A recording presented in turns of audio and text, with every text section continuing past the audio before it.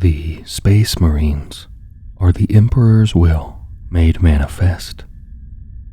They are his angels of death, descending to the battlefield from mighty warships to cleanse the foes of mankind from the face of the galaxy. For 10,000 years, the Space Marine chapters have been humanity's shield and sword in the face of the horrors that beset it. Genetically enhanced super soldiers, they are among the greatest warriors to have ever existed. They are stronger, faster, and more resilient than the humans they are sworn to protect.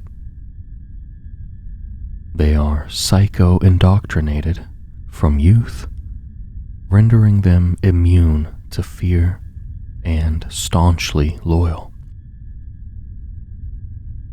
On the battlefield, they are relentless, determined warriors who will stop at nothing to achieve victories nigh on impossible for unaugmented soldiery to achieve.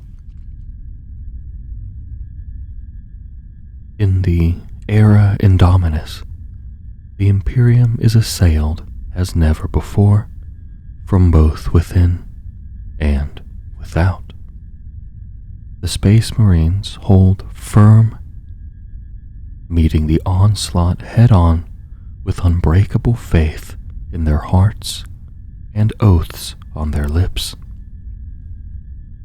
They are the champions of humanity, and they know no fear. Defeat is only for the enemy, and while one Space Marine stands, hope remains for the Imperium. Creation of a Space Marine. Every Space Marine is a mighty warrior, a champion almost beyond compare. These post-humans are heavily augmented, the products of years of arduous training, agonizing surgery, and psycho-indoctrination. It is a process of arcane and horrific science, one which not all inductees will survive. Such are the sacrifices mankind must make to weather the storms that batter it so ceaselessly. It is only thanks to the Emperor's skills and knowledge that the Space Marines exist.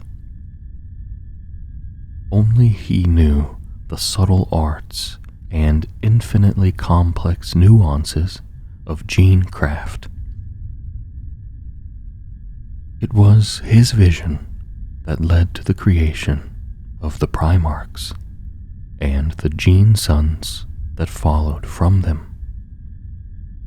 And the arcane alchemies he developed have since allowed generation after generation of Space Marines to serve the Imperium. For all their phenomenal physical prowess, the incessant and intense warfare that Space Marines fearlessly endure sees even these mighty warriors suffer casualties. To avoid extinction, every chapter must constantly recruit fresh warriors. How these individuals are selected varies enormously, each chapter having unique and sometimes clandestine methods by which it conducts its recruitment. All aspirants are youths, for if selected at too mature an age, their bodies will reject the implants, derived from a material called gene seed. They need to become Space Marines.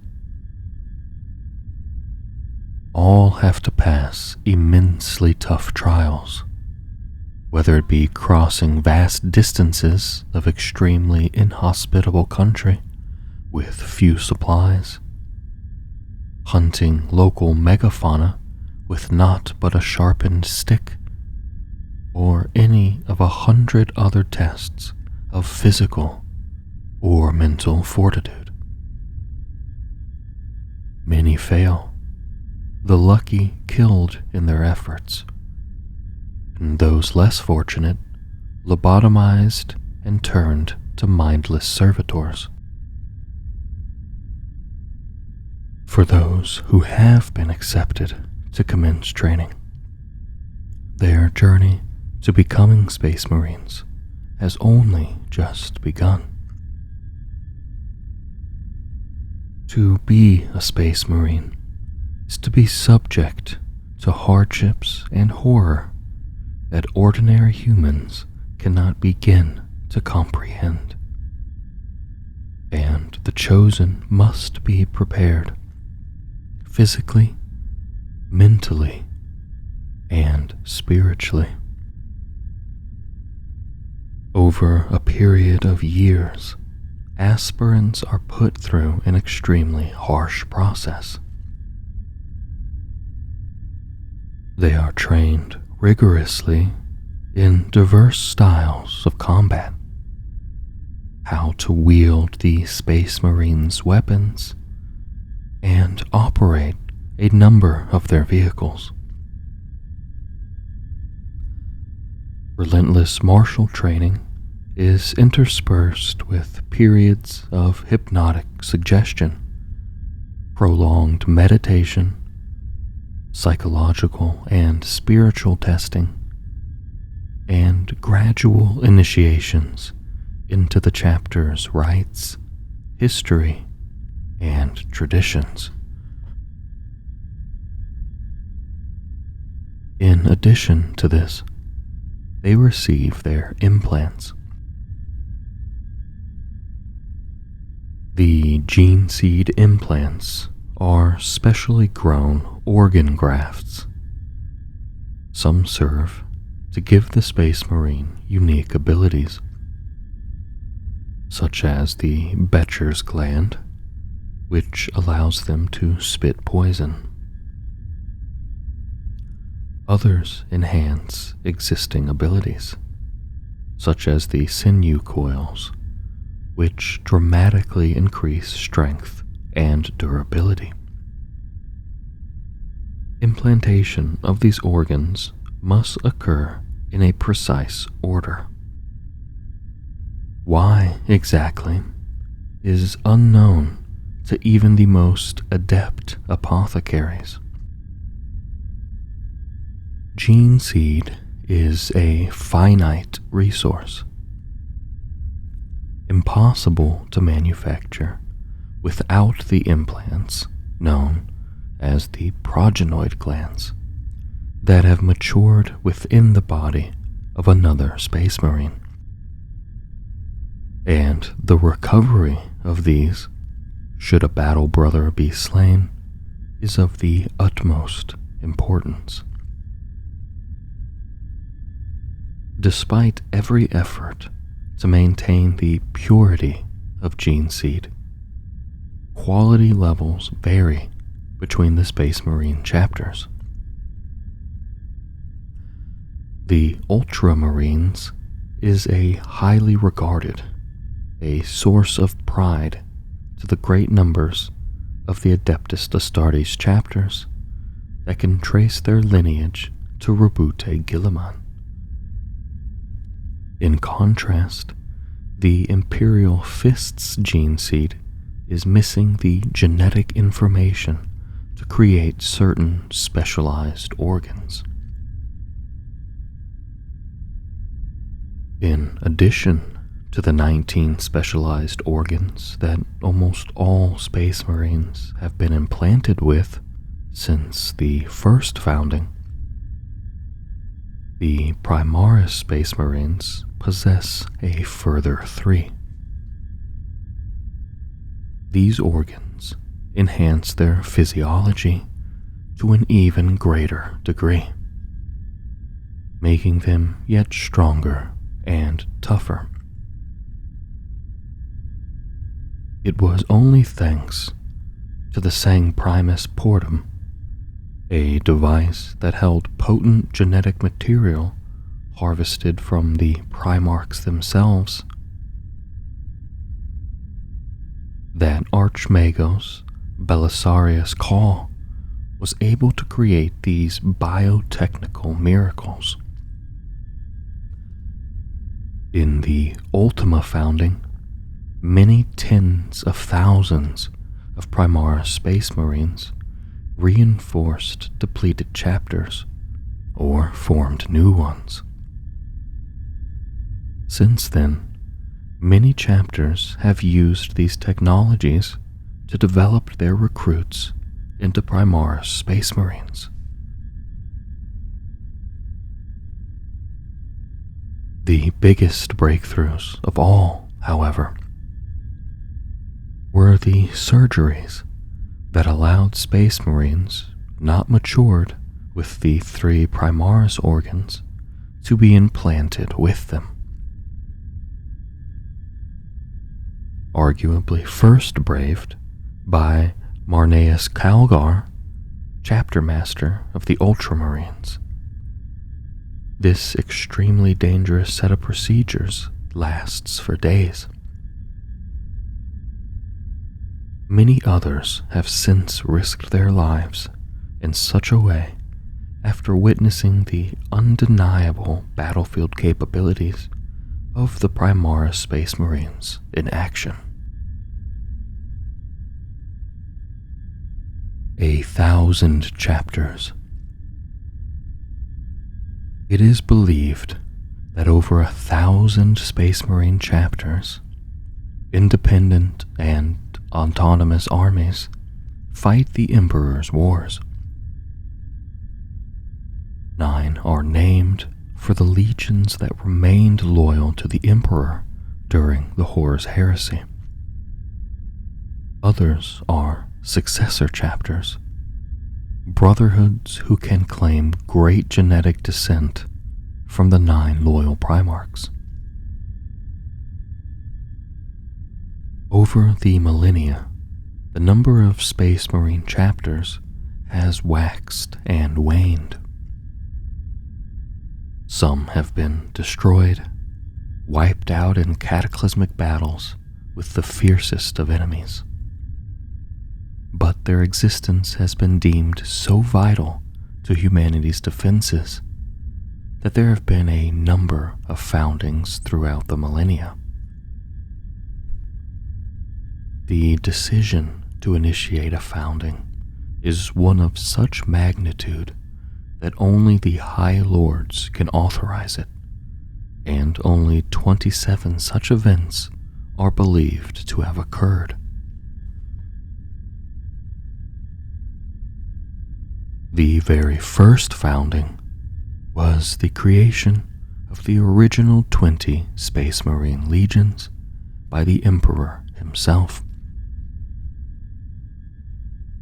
In the aftermath of the Horus Heresy, Rabute Guilliman's Codex Astartes decreed that the legions be broken down into smaller brotherhoods called chapters, with one keeping the name of the legion from which it came. These flexible fighting forces were to number little more than 1,000 warriors across 10 companies, and many dozens were formed. This was known as the Second Founding. There are no defined intervals between foundings. They are launched as and when the High Lords, and thus the Emperor, decree. And there are no rules in place limiting how many chapters can be created. There may be no foundings for a millennia, and 3 foundings in the space of a decade. One founding may be but a handful of chapters, while another might be made up of dozens. Records of the foundings are frustratingly incomplete. Some lie buried in massive archives beneath stacks of documents miles high. Some have rotted to nothing, their vellum and parchment pages falling to entropy long before scripto-savants can copy them. Others have been destroyed deliberately, most notably in the Reign of Blood, when ream after ream was burned. Prying inquisitors, scouring Adeptus Mechanicus records in secret, have discovered ominous gaps in the data trail that reek of tampering and falsification. Some foundings are particularly noteworthy or notorious, and demonstrate the fragmentary nature of Imperial records. The 13th founding came to be known as the Dark Founding. The Adeptus Terra has no knowledge of many of the chapters created as part of it, nor which gene seed was used to create those it knows of. Some believe that the Exorcists were founded at this time, though a minor inquisitorial war failed to settle the issue. The 21st founding, later known as the Cursed Founding, was intended to perfect gene seed and resolve deficiencies, but instead had the opposite effect for many of the chapters created for it, such as the Black Dragons.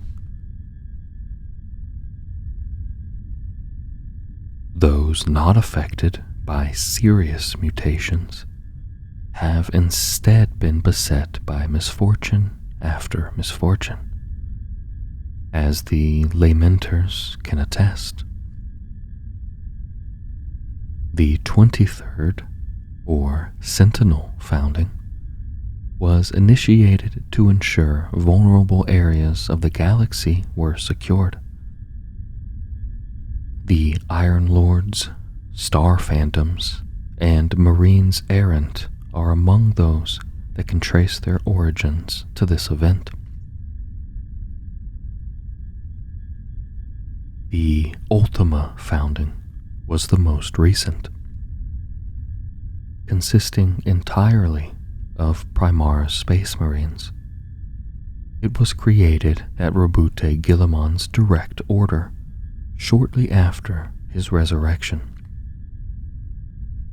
It is arguably the largest and most significant founding to date.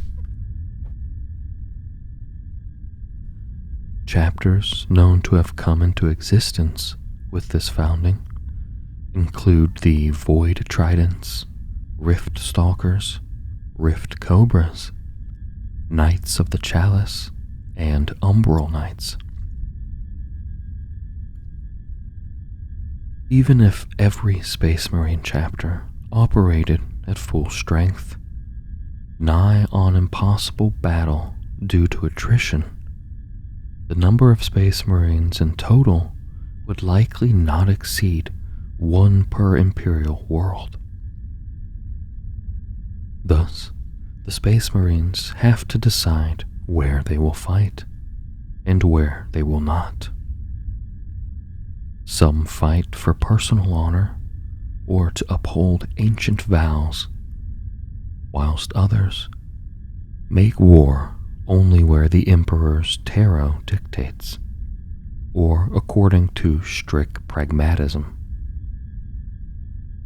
Regardless, wherever they fight, the Space Marines butcher their foes and crushed them beneath their ceramite boots. Chapter Planets. Most Space Marine chapters operate from a home world, where they carry out much of their training, recruitment, and rearming. It is their sovereign domain, over which they have total authority. The chapter master, lord of all. Only Terra will be of greater importance to a Space Marine chapter, and only to the Emperor do the populace owe greater loyalty. The origin stories of a chapter's dominion over their homeworld are as diverse as the chapters themselves. For most of the first founding chapters, their homeworld is that which was their Primarch's. For those of later foundings, some now rule worlds their Primarch seized in the Great Crusade. Others liberated their planets from tyranny or captured them from heretics or Xenos. Others still received them as gifts of gratitude or reward for heroic deeds. A great many chapters cannot account for how their chapter planet came to be.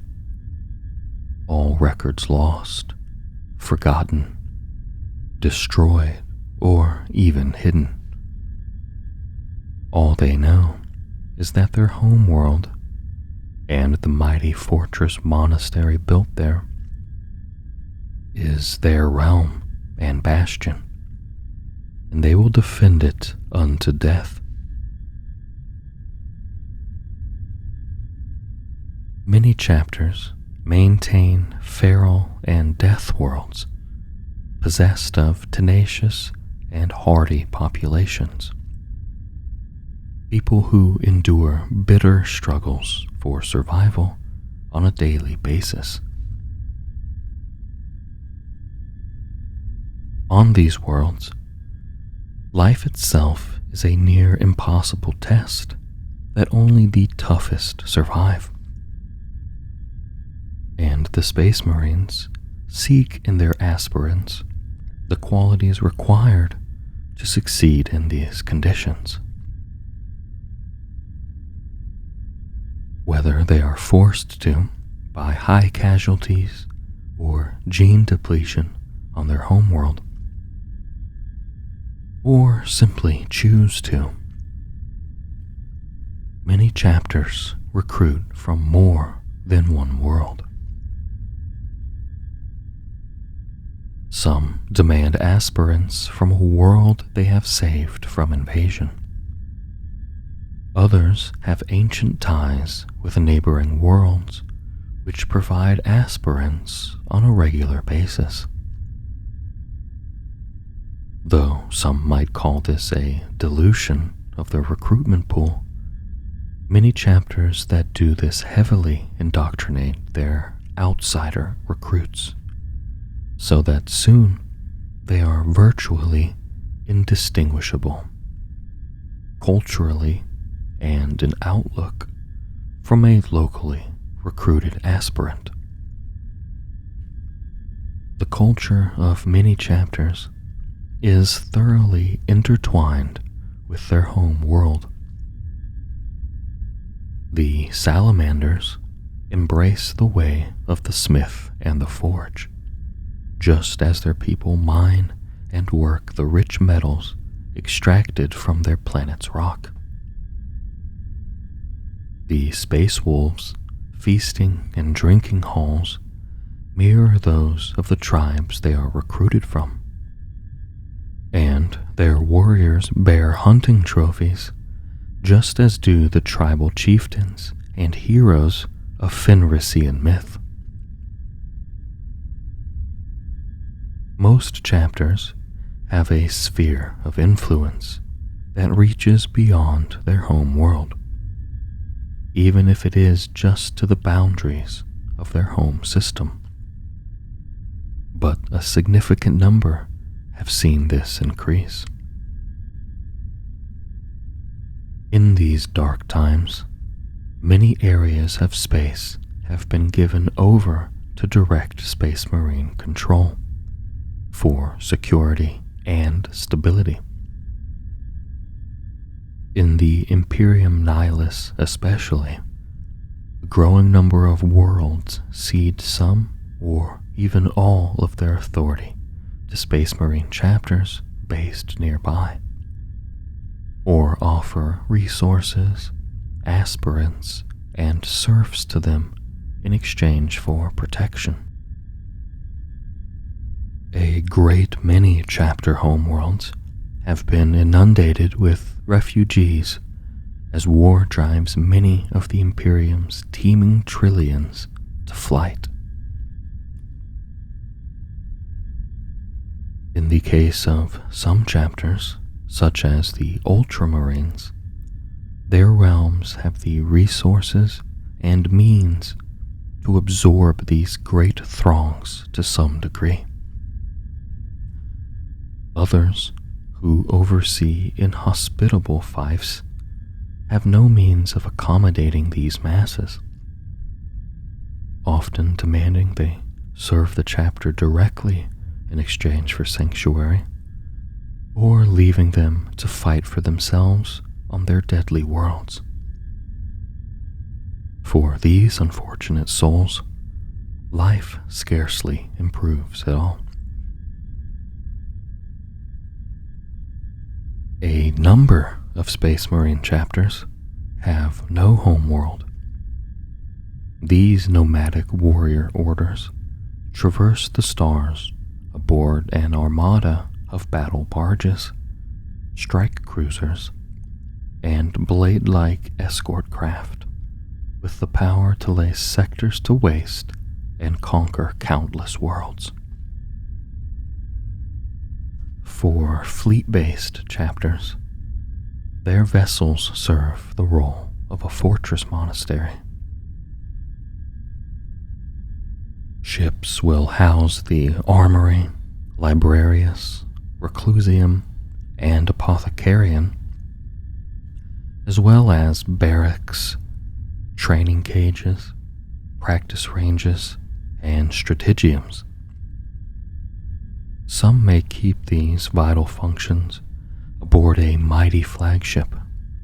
Others spread them across a number of vessels to reduce risk of catastrophic and irreplaceable loss. There are many reasons as to why a chapter might be fleet-based. Some are orphaned, their home world lost in cataclysmic battle, such as the mysterious Dark Angels. Others have never had a homeworld, such as the Black Templars, who have been on the hunt for the enemy since their very inception. Some chapters have temporarily forfeited the right to a homeworld in penance, such as the Mantis Warriors, who sided with the traitorous Astral Claws chapter in the murderous Badab War. Every fleet-based chapter recruits in different ways, depending on circumstance. The Imperial Fists maintain a number of recruiting worlds to which they periodically return to claim fresh aspirants. Others appear to have no regimen of any description, simply taking recruits wherever they find them. They are unheeding of all but the most vigorous of protests, and often only in these are made by fellow Space Marine chapters. Chapter Organization. The organization of many Space Marine chapters owes itself to the Codex Astartes, a masterwork of the Ultramarines Primarch Rebute Guilliman. First composed 10,000 years ago, in some of the Imperium's darkest days, it is considered a holy book, and is revered by many chapters for its age, provenance, and authorship. The Horus Heresy devastated the Imperium. The damage wrought by the traitor legions was so severe that the Emperor's realm never fully recovered. The terrifying power of the Space Marines was shown more clearly than ever before. Their fallibility tragically revealed. It was clear to Rebute Guilliman that the Primarchs held too much power, that the awesome might of their legions was simply too dangerous to place under the control of so few individuals. Thus, he composed the Codex Astartes. Into it, he poured every iota of his deep military and logistical knowledge. He transcribed strategies and tactics for every conceivable battlefield situation in utterly precise detail. No element of Space Marine warfare and organization went without thorough examination and analysis, down to the exact wording of command protocols, squad size, and the hue of myriad uniform markings. Finally, it included comprehensive detail of all war gear and technical equipment in the Space Marines' exhaustive and formidable armories.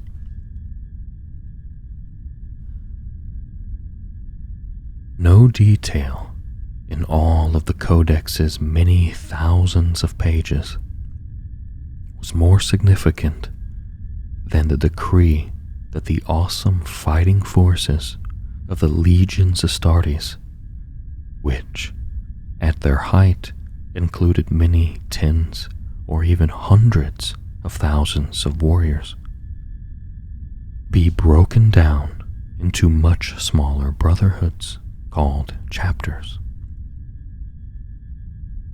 Each of these fighting forces would be independent, with complete autonomy over their actions and recruitment, and have their own heraldry and colors.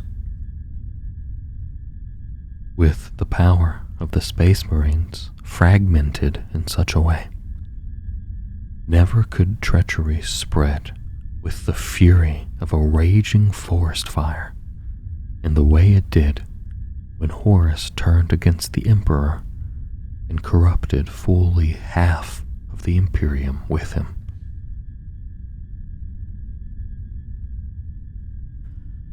Not all welcomed these ideas. Rogel Dorn of the Imperial Fists and Vulcan of the Salamanders argued the most vigorously against them. But all of the remaining loyal Primarchs eventually acquiesced. Thus, the loyal legions that had conquered the galaxy in the Emperor's name were no more, Since the Codex's original composition, the great majority of Space Marine chapters have attempted to follow it, though none but the most irreverent have done so successfully. Over the millennium, it has been amended, and erroneous copies have circulated, meaning some chapters may all swear to be Codex compliant, yet have noticeably different combat doctrines and even organizational structures. Some chapters, such as the Space Wolves, openly spurn significant parts of the Codex, adhering instead to their own traditions, though they still regard it as an important source of knowledge and wisdom. Chapter Command. A Space Marine chapter is a highly sophisticated and efficient fighting machine. The impossible demands that each has to face, grueling attrition, and numberless foes, make being this way nothing less than essential. To succeed, chapters need impeccable leaders who breathe the arts of war and logistics.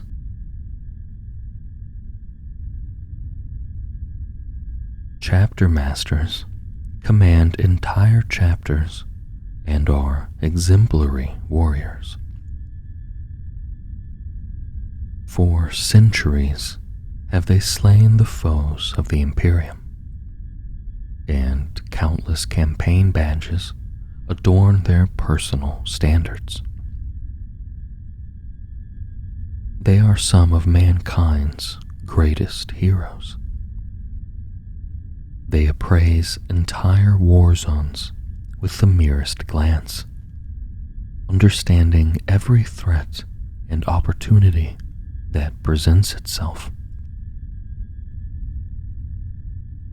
The arrival of a chapter master to a planet afire with battle can turn an imminent, crushing defeat into a resounding, glorious victory. Few in the Imperium have as much personal authority as a chapter master. At full strength, their chapter and its fleet can lay waste to entire systems. Their home world, wittingly or otherwise, is theirs to command, and many enjoy the loyalty of planets and systems further afield. Chapter masters answer to almost no one. They are petitioned for aid rather than ordered to provide it. And of the many thousands of supplicants a chapter receives, it is the chapter master who decides which of his warriors shall respond to. In this, he holds the power of life and death over entire systems. Even in a war zone where multiple chapters are fighting, it is only by choice that those involved follow the leadership of another chapter.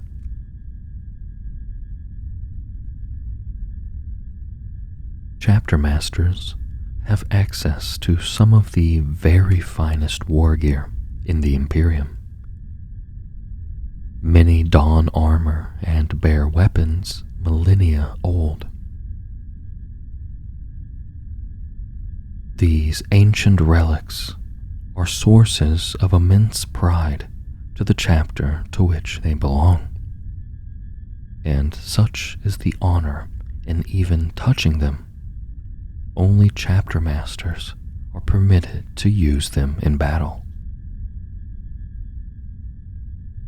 While most chapters are led by a single individual serving as chapter master, and many may refer to him by a different title, not all chapters operate in this way.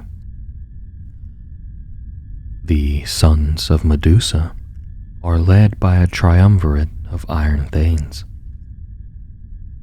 Conversely, the Iron Hands Iron Council is its ultimate authority, with Cardan Stronos serving as chapter master only for as long as the Iron Council deem him fit for the honored duty of being the voice of the chapter. The Raven Guard have a clear chapter master figure in Caven Shrike, but the shadow captains of the chapter's companies have considerably more free rein to select which campaigns they fight and how they do so than their equivalents in many other chapters. A chapter master's role is supplemented by other officers whose roles exist outside of the formal company structure. These vary from chapter to chapter, but include such positions as the Lord of the Household, Chapter Master's Secretarius, Securitas Primus, and countless others. Most chapters have an honor guard, an elite cadre of warriors who answer to no one but the chapter master himself, and have a multitude of functions. They are the chapter master's protectors, responsible for his security at all times, whether in council on their homeworld or in the raging inferno of war. They also serve as advisors, drawing upon their combat experience and wisdom to provide their liege with informed guidance. In this capacity, they may also serve as naysayers. Their task to challenge the decision of the chapter master to prevent the rot of arrogance and complacency from taking the slightest toehold.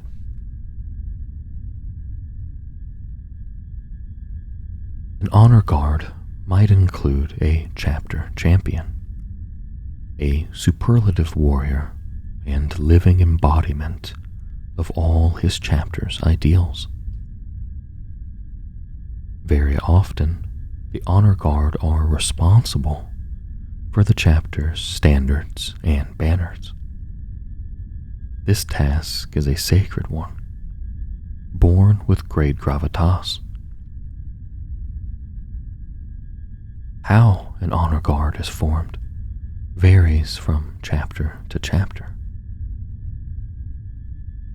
For some, it is a standing institution, its membership only changing as its members fall in battle or volunteer to resign their duties to return to the companies.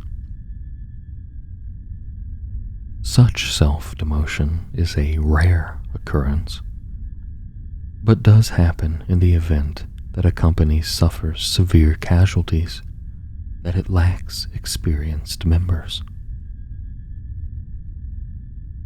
Some of these honor guard have felt compelled to join the chaplaincy or to serve as an officer in the scout company, where they can pass their experience on to the next generation.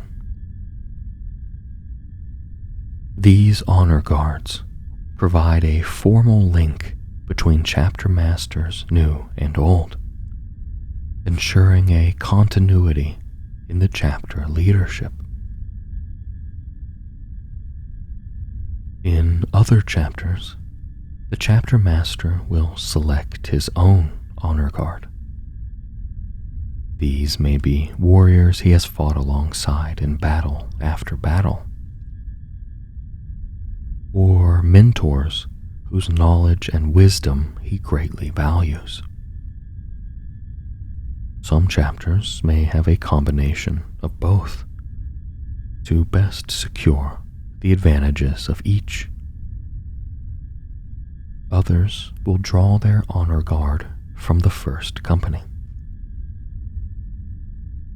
Thanks to their esteemed position, the honor guard have rare access to their chapter armory, and will often bear formidable relic weapons and wear magnificent ornate armor.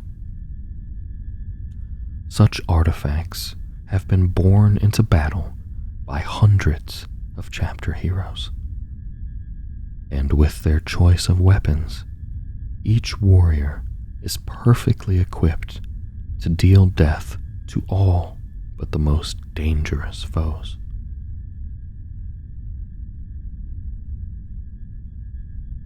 Many Space Marines across virtually all chapters adorn their armor with heraldic symbols, laurels, trophies, and iconography denoting their names, ancestry, and battles they have fought. They also honor fallen heroes or celebrate the champions and leaders they follow into war. Such practices vary enormously, not just from chapter to chapter, company to company, and squad to squad, but also among individuals. Some Space Marines use identical symbols in different ways, and many chapters particularly favor practices inherited from their home world. The banners that Space Marines boast are each masterworks crafted by the hands of the most skilled artisans, or even the Space Marines themselves, and blessed in long, somber rituals. Some are made to commemorate legendary battles, or celebrate the heroics of the chapter's battle brothers. Others represent the chapter as a whole, the companies or certain bodies such as the Apothecarion or Armoury. They are richly decorated, and each symbol, icon, word, name, and embellishment represents something of deep significance to the chapter and its warriors.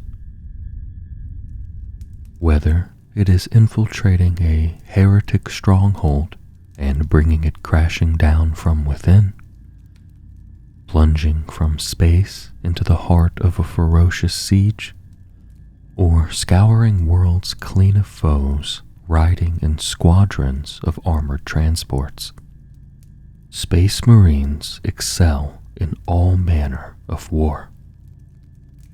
It is the foremost duty of the battle companies to be at the forefront of their chapters' campaigns. First Company. A Space Marine chapter's first company is its most elite fighting force. A warrior is only appointed to it after decades of war in the Scout, Reserve, and Battle companies, and after having performed legendary deeds of bravery. To be one of this number is to be an exemplar of the chapter, and a superb example of what it means to be a Space Marine in the highest sense.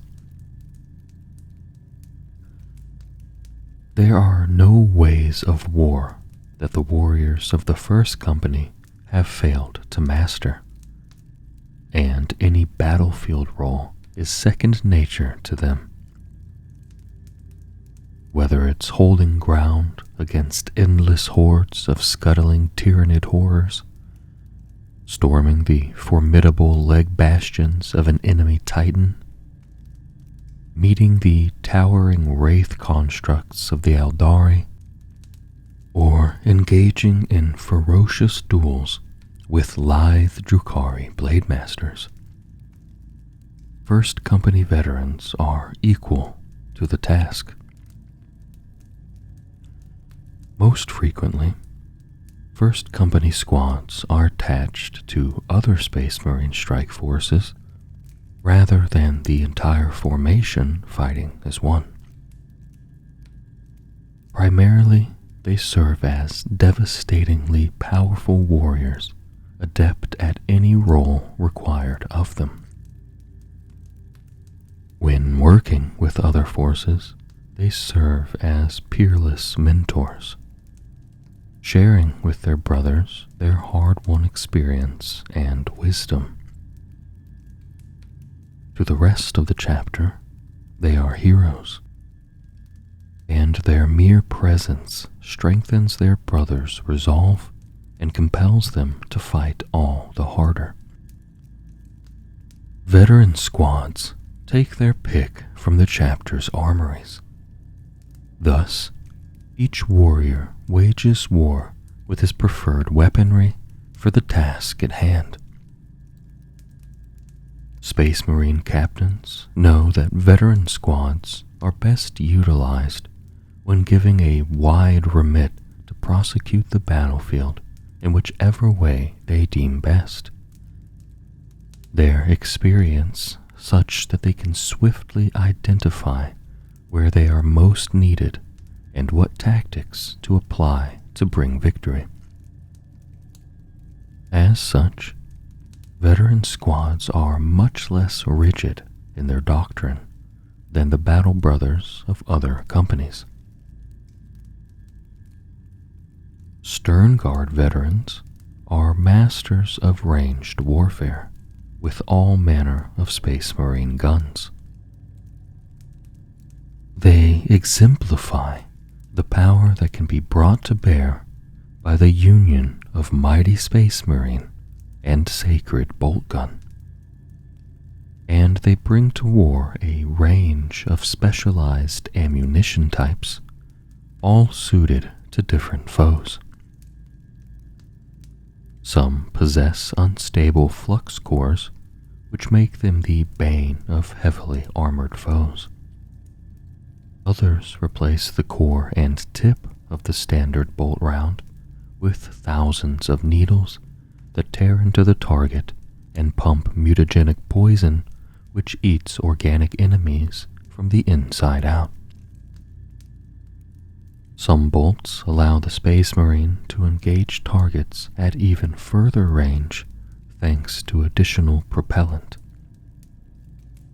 Particularly sophisticated bolts release gouts of superheated gas that reach and slay foes embedded deeply in cover.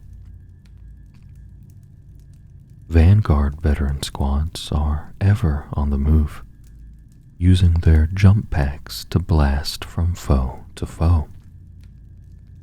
Wielding all manner of heirloom power weapons, relic blades, thunder hammers, and lightning claws, they make a mockery of the thickest enemy armor and the toughest alien chitin with their strikes, made all the more devastating thanks to the incredible skill with which the Vanguard wield them. Each kill they make is a celebrated act, one that honors their weapons' machine spirits as well as the battle brothers who bore them into battle in the past. Rivalries often develop between the Stern Guard and Vanguard veterans, each determined to kill more foes, win more battles, and secure the most dangerous duties. Nevertheless, all are battle brothers, and when the situation calls, will gladly lay down their lives for each other.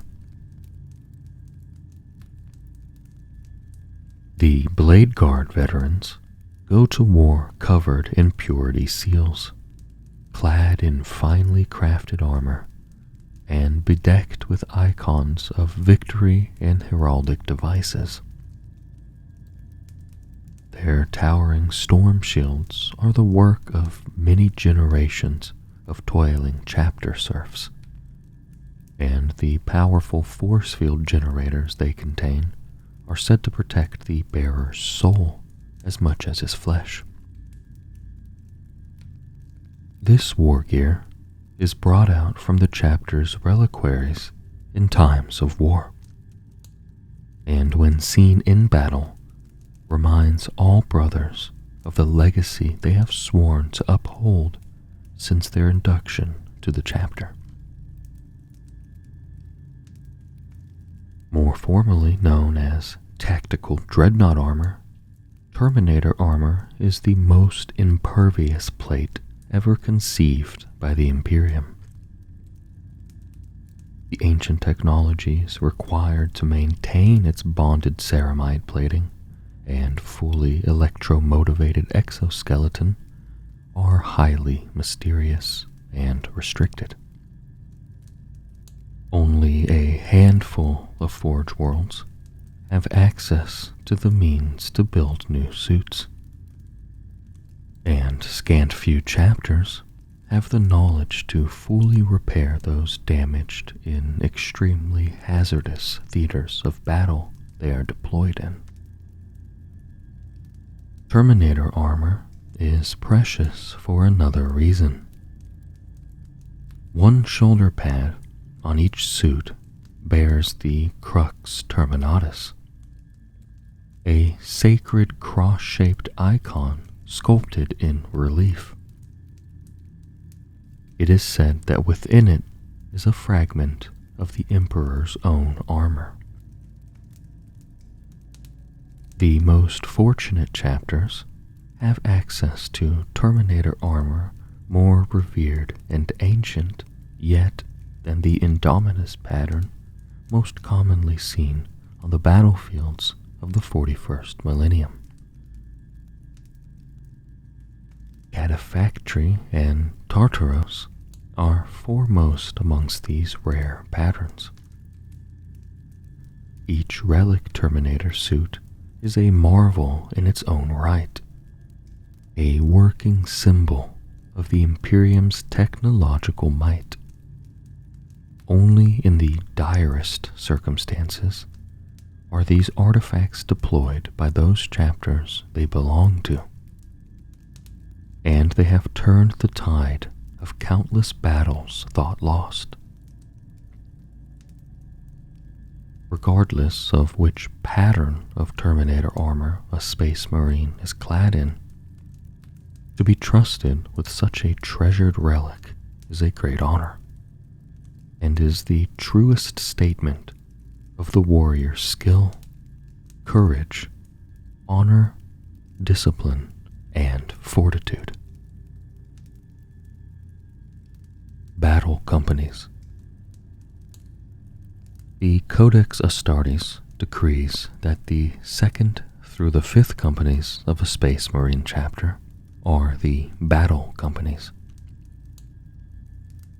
It is to these mighty and flexible formations that the principal combat duties of a Space Marine chapter are assigned. At the head of each of these formations is an array of warriors, leaders, and veterans who are true exemplars of their chapter. Battle companies are led by captains with 2 supporting lieutenants, A chaplain joins them who is responsible for the company's spiritual welfare. The company champion is one of the formation's finest warriors, a fierce bladesman who guards the captain and the company's honor with his life. To the company ancient falls the most honored task, to bear the company's standard to war. Alongside these individuals stand the company veterans, outstanding warriors raised from the company squads. In times of war, a battle company might also be accompanied by one or more librarians. These fearsome battle psychers lend their considerable powers to the strike force, as well as provide invaluable guidance and wisdom. In addition to his company command duties, each captain of the battle companies has a number of titles and duties, traditionally tied to the company he leads. At times, they can be purely ceremonial, and at the discretion of the chapter master can be altered according to the needs of the day. Nominally, however, the Codex states that the second company captain is the master of the watch. The third company captain is the master of the arsenal. The fourth company captain is the master of the fleet, and the fifth company captain is master of the marches. To these individuals, the chapter master entrusts many vital tasks, whether it be overseeing the deployment and disposition of the chapter's fighting strength, the homeworld's defenses, managing the chapter's vast inventory of munitions and war gear, commanding the chapter's mighty fleet in battle, or assessing the most desperate pleas for aid. Not all chapters follow these doctrines precisely, over time developing their own specific titles and duties for their officers.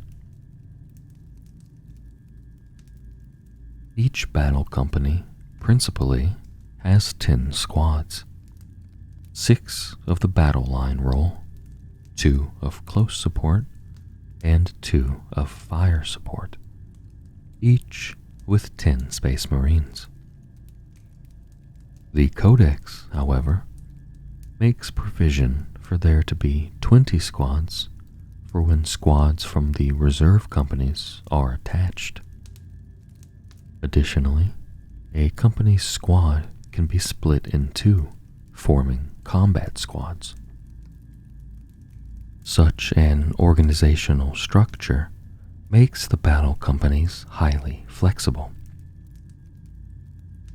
They are frequently split into 2 demi-companies, each under the direct command of a lieutenant. A battle company will go to war with a vast arsenal of war gear and specialist equipment, far too much for it to use at any single time, including Phobos armor, Gravis armor, Centurion and Invictor war suits, land speeders, bikes, and rack after rack of weaponry. No squad will be lacking for the equipment it needs to fight its war. An entire company can fight a campaign of stealth, every one of its number donning Phobos armor that enhances their agility and speed, and bearing sophisticated equipment that scrambles communications. Even the squads themselves can be broken down to fight in a variety of roles, should their captain require it.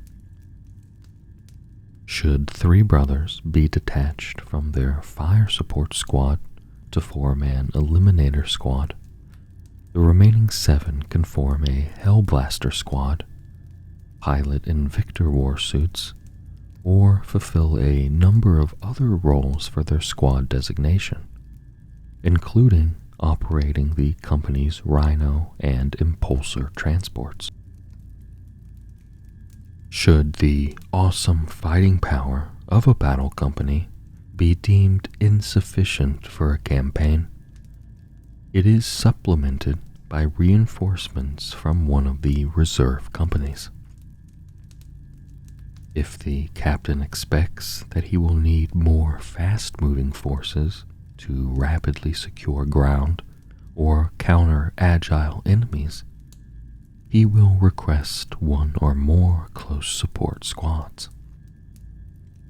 In the event that he expects his forces to fight atop mighty fortress battlements, defending against endless hordes of Xenos foes, additional fire support squads will be immensely valuable to lay down the punishing fire needed to destroy the enemy.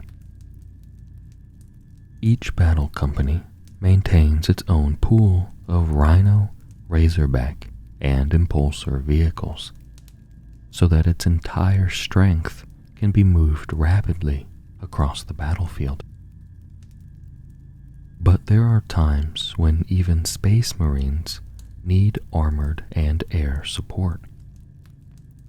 For these resources, the commander issues the Armoury with his requirements to acquire the swift gunships, thundering siege tanks, and powerful anti-air assets he needs to ensure victory. Reserve companies. The companies of reserve are a vital element of a chapter's organization. For all their adaptability, fury, and valor, the battle companies nevertheless sustain losses in the savage war zones in which they fight, or are not number enough for the hordes of enemies they face. The 6th through the 9th companies are therefore designated reserve companies, one of their primary tasks being to reinforce the battle companies. The tenets of the Codex Astartes dictate that the reserve companies serve the chapter by maintaining the battle company's next generation of warriors. It is a task of great import, for in their time in these formations, Space Marines will further develop their skills and gain vital experience. When a battle company suffers losses in the tumult of war, it is from the reserve companies that replacements will be drawn. Rather than formations of mixed squad types, the reserve companies contain squads of the same strategic designation. The 6th and 7th companies each maintain 10 battle line squads, and the 8th and 9th companies are made up of purely close support and fire support squads, respectively. The reserve companies have the responsibility to embed additional specialties to provide the chapter with the resources it needs to fight its bloody campaigns. The 6th and 7th companies undergo extensive training in all manner of transports, land speeders, battle tanks, and even gunships. With these swift assault vehicles, Space Marines of these companies serve to provide highly mobile firepower, launch devastating flank attacks, and smash apart enemy lines. The close support squads of the 8th Company storm defenses, exploiting weaknesses to make a victory-winning breakthrough. Their well-timed assaults have earned the admiration of their battle company brothers on numerous battlefields. Armed with a plethora of heavy weapons, the squads of the Ninth Company excel at providing devastating salvos of covering fire, knocking out enemy strong points and blowing apart their armored columns. Typically, squads from the reserve companies will serve alongside the battle companies, though on some occasions, particularly if much of the chapter is fighting in one war zone, a reserve company might fight as a whole.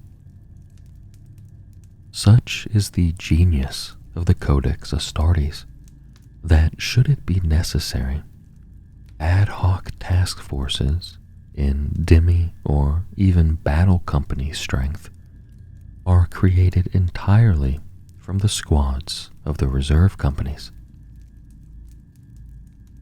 A lieutenant or captain from the companies of reserve will be nominated to take command of such a force and has the power to request armored support as necessary. The leadership of each reserve company follows that of the battle companies, with a captain, chaplain, lieutenants, apothecary, ancient, and veterans. Each captain has additional roles and duties in line with his counterparts in the battle companies. Depending on the chapter, or even chapter master, some of these will be ceremonial, though others will be essential tasks the chapter cannot function without. Again, the Codex has stipulations as to what these should be, but allows for flexibility and individual chapter traditions. The captain of the 6th company of a chapter, strictly following the Codex, will be the master of the rites, and the 7th company captain, chief victualler. The captain of the 8th company is Lord Executioner, and the 9th company captain is master of relics. Among the essential functions delegated to these officers are the maintenance and codification of the chapter's customs and conventions, the logistics of non-martial resources, the management of the chapter's serfs, the enforcement of the chapter's strictest punishments, and the satisfaction of its grievances and the oversight and security of the chapter's irreplaceable artifacts. Every Space Marine takes pride in their captain's duties and willingly aids him in carrying them out whenever called upon to do so. It is through these companies that a Space Marine progresses after they have left the 10th Company. In the 9th Company, they hone their understanding of wider battlefield strategy in the application of heavy firepower against the most vital targets. The 8th Company teaches them the value of the rapid assault, the importance of constant movement, and the precision required to carry out the perfect feint. In the 6th and 7th Companies, they prove to their battle brothers and commanders that they have assimilated every teaching of the reserve companies and have forged them into an unbreakable weapon of experience, skill, and duty. They must be masters of all manner of combat, as adept in every battlefield situation as they are familiar with every verse of the Codex Astartes and other tomes of lore that the chapter holds in high esteem. Only once they have demonstrated their worth are they welcomed into the ranks of the battle companies, who can trust in their courage, determination, and expertise from the off. Scout Company. In a galaxy home to horrors and threats unnumbered, even the mighty Space Marine chapters suffer losses in the ceaseless grinds of war they fight. It is the vital duty of the Scout Company to take the rawest aspirants and metamorphose them into fully fledged Space Marines, so that the ranks may ever be full. The Codex Astartes states that a chapter's 10th company is the Scout Company. Every Space Marine in a chapter that follows the Codex has passed through it, including the mightiest of heroes. Marnius Calgar of the Ultramarines, Dante of the Blood Angels, and Kayvon Shrike of the Raven Guard all remember their formative years as a part of this body, and the missions they completed which taught them so much. There are no regulations dictated by the Codex as to the number of neophytes a chapter may have. The recruitment rate is not fixed, and methods differ between chapters. The Ultramarines' stellar dominion is replete with academies where youths train and compete to join the Adeptus Astartes, meaning there are always plentiful neophytes aspiring to join Gilliman's Gene Sons. The Salamanders, on the other hand, recruit almost exclusively from their homeworld of Nocturne, and their particularly meticulous methods result in a relatively low number of scouts serving in their 7th company. The Scout Company is arguably the most important. Such are its responsibilities. A novitiate must prove himself worthy as a scout before being awarded the honor of donning the black carapace, the final implant that allows a Space Marine to operate their power armor effectively. Chaplains, librarians, apothecaries, and officers all closely observe the aspirants as they progress in their training. Only those who perform admirably on the battlefield, demonstrate the chapter's most valuable characteristics, and show complete learning of the Codex Astartes and their Primarch's teachings will progress to become full Space Marines. Scouts learn the way of the sacred bolt gun and the blade, the sniper rifle, the shotgun, and the heavy bolter. They learn how to handle the fearsome power of Space Marine bikes and the dizzying velocities of land speeders. They also learn how and when to best strike against the foe, when the optimum moment to tactily withdraw arrives, and how to identify, isolate, and exploit enemy weak points. Their manner of war is that of stealth, reconnaissance, sabotage, raiding, and disruption. They gather vital battlefield intelligence, pick off sentries that might betray a Space Marine assault, mercilessly cut down enemy patrols that disrupt their chapter's plans, and destroy ammunition and fuel dumps to leave their foes woefully under-equipped. All of these hazardous missions put the scouts under immense pressure, all the better to test the widest array of skills, measure their strength of will and commitment, and ascertain who truly has the adaptability required of a Space Marine.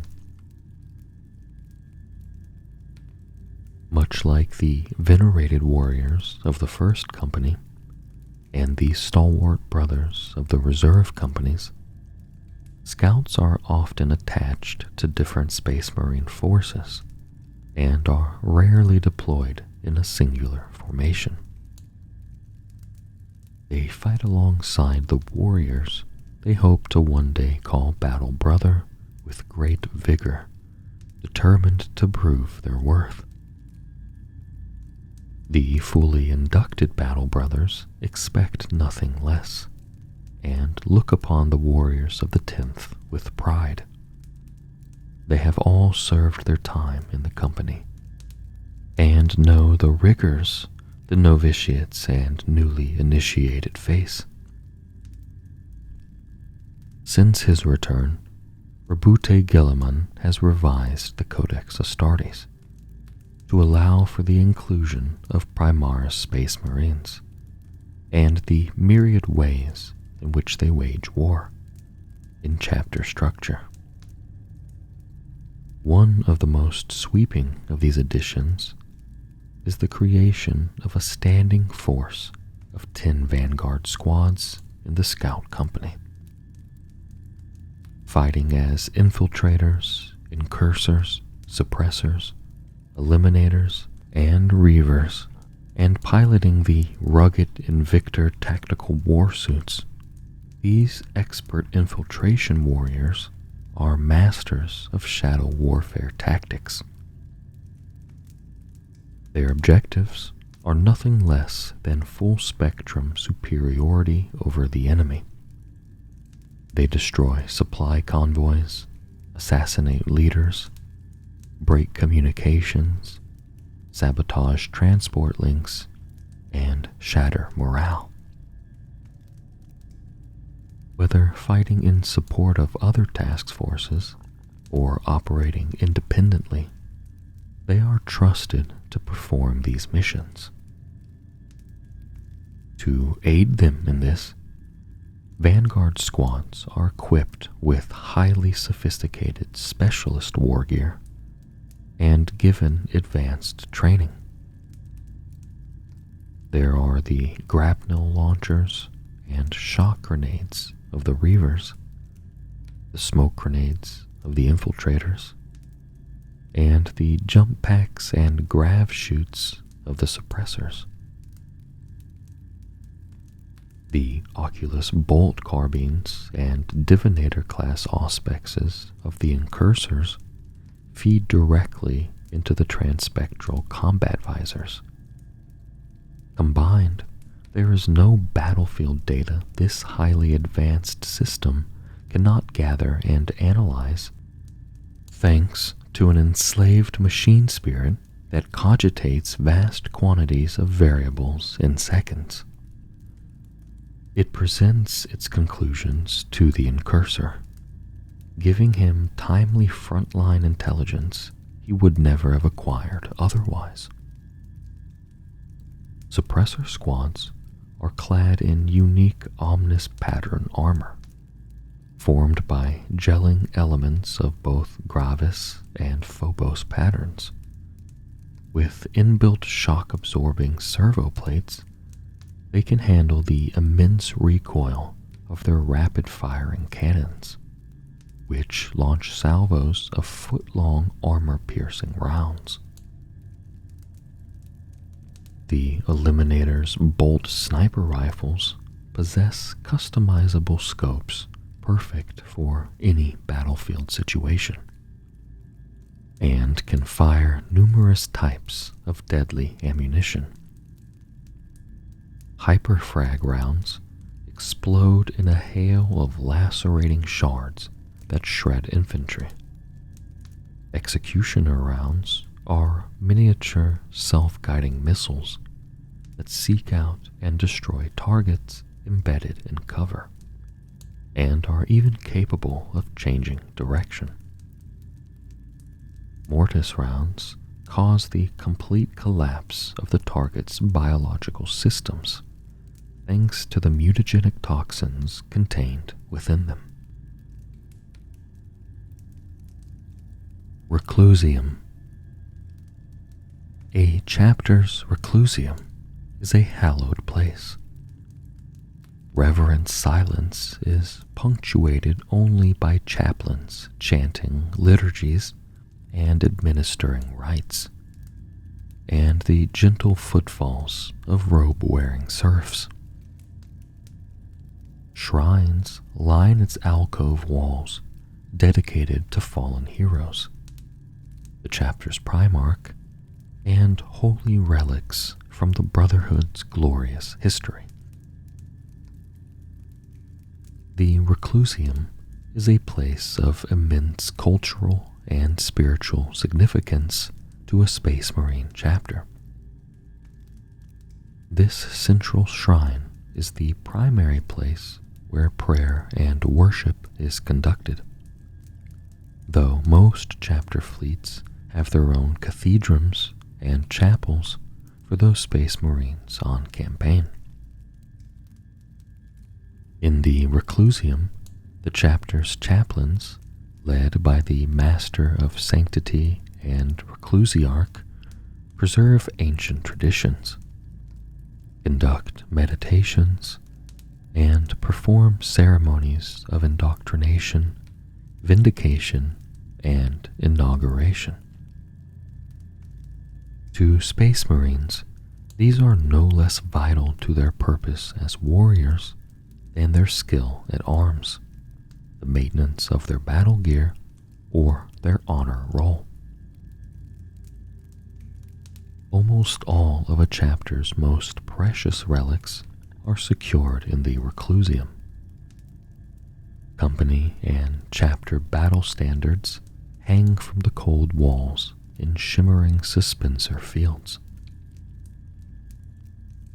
Fragments of armor worn by the chapter's legendary heroes are presented side by side with ornately crafted blades and hammers and the bleached skulls of vaunted champions. Other artifacts include the quills used by enlightened warriors who scribed majestic works of battle wisdom, or bolter shell casings collected from battlefields where the greatest glories were won. Many hundreds of serfs work to preserve a chapter's relics, each a master of metallurgy, gilding, and other crafts. Multiple generations spend their entire lives polishing a single relic blade, have the sole task of picking broken chainsword teeth from sundered battlefields, or keeping the Reclusiam's many thousands of ceremonial candles lit, with the tallow of their own bodies removed from them upon their demise to produce more. Even in death, they still serve.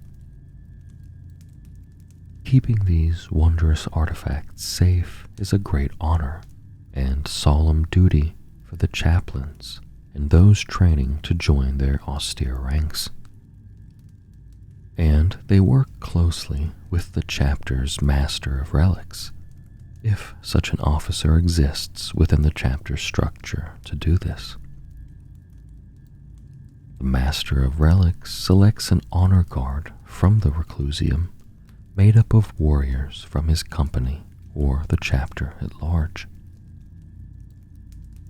It is not unheard of for some chapters to have scores, perhaps hundreds, of investigatus analector helots poring over ancient lore, forgotten texts, and fading after-action reports, searching for the slightest hint of knowledge as to where more relics might be discovered. They will pass on this information to teams of recovery acolytes or even Space Marines, dispersed around the galaxy in the hunt for artifacts that tell of the chapter's historic deeds. In stark contrast to the deep care they take of their own chapter's relics, chaplains make it their task to topple Xenos idols, cast down false prophets, purge heretical shrines, and destroy heathen artifacts and lore. This they do with iron-hard conviction, exhorting their brothers to do the same. The chaplains themselves are the chapter's spiritual authorities and wrathful warrior priests. They are regarded with awed respect by their battle brothers for their incredible strength of will and selfless dedication to the chapter, as well as for their faultless knowledge of the chapter's rites, catechisms, and liturgies. They are notoriously fiery and strict, quickly roused to anger by the hated enemy, and closely observant of every brother of the chapter for lapses in devotion. For all their grim demeanor, chaplains care deeply for the spiritual well-being of their brothers. Their booming oratory of the chapter's tenets and dogmas is intended to armor their brothers from heresy and instill in them humility, integrity, and honor worthy of the Emperor's finest warriors and servants. From the moment of his induction to the day of his death, a Space Marine will interact with a chaplain on a daily basis. As an aspirant and neophyte, his spiritual and cultural training will be conducted by the chaplaincy. As a fully fledged battle brother, he will be led in prayer by and fight alongside his company's chaplain, a most respected warrior, advisor, and officer who accompanies his charges into the hell of battle again and again with inspiring, zealous fury. Chaplains are as grim in appearance as they are in character. They wear skull-faced death masks and are clad in archaic, ornate armor the shade of blackest night, adorned with purity seals, devotional pendants, and holy tokens of battle. Many wear thick chains, cloaks, and heavy robes that billow with each purposeful step. Arguably, the most distinctive of a chaplain's badges of office is his Crozius Arcanum, a devastating type of power mace. It crackles with an intense disruption field. Combined with the chaplain's great strength, it is a deadly weapon with which its wielder crushes skulls, shatters knees, and caves in armor.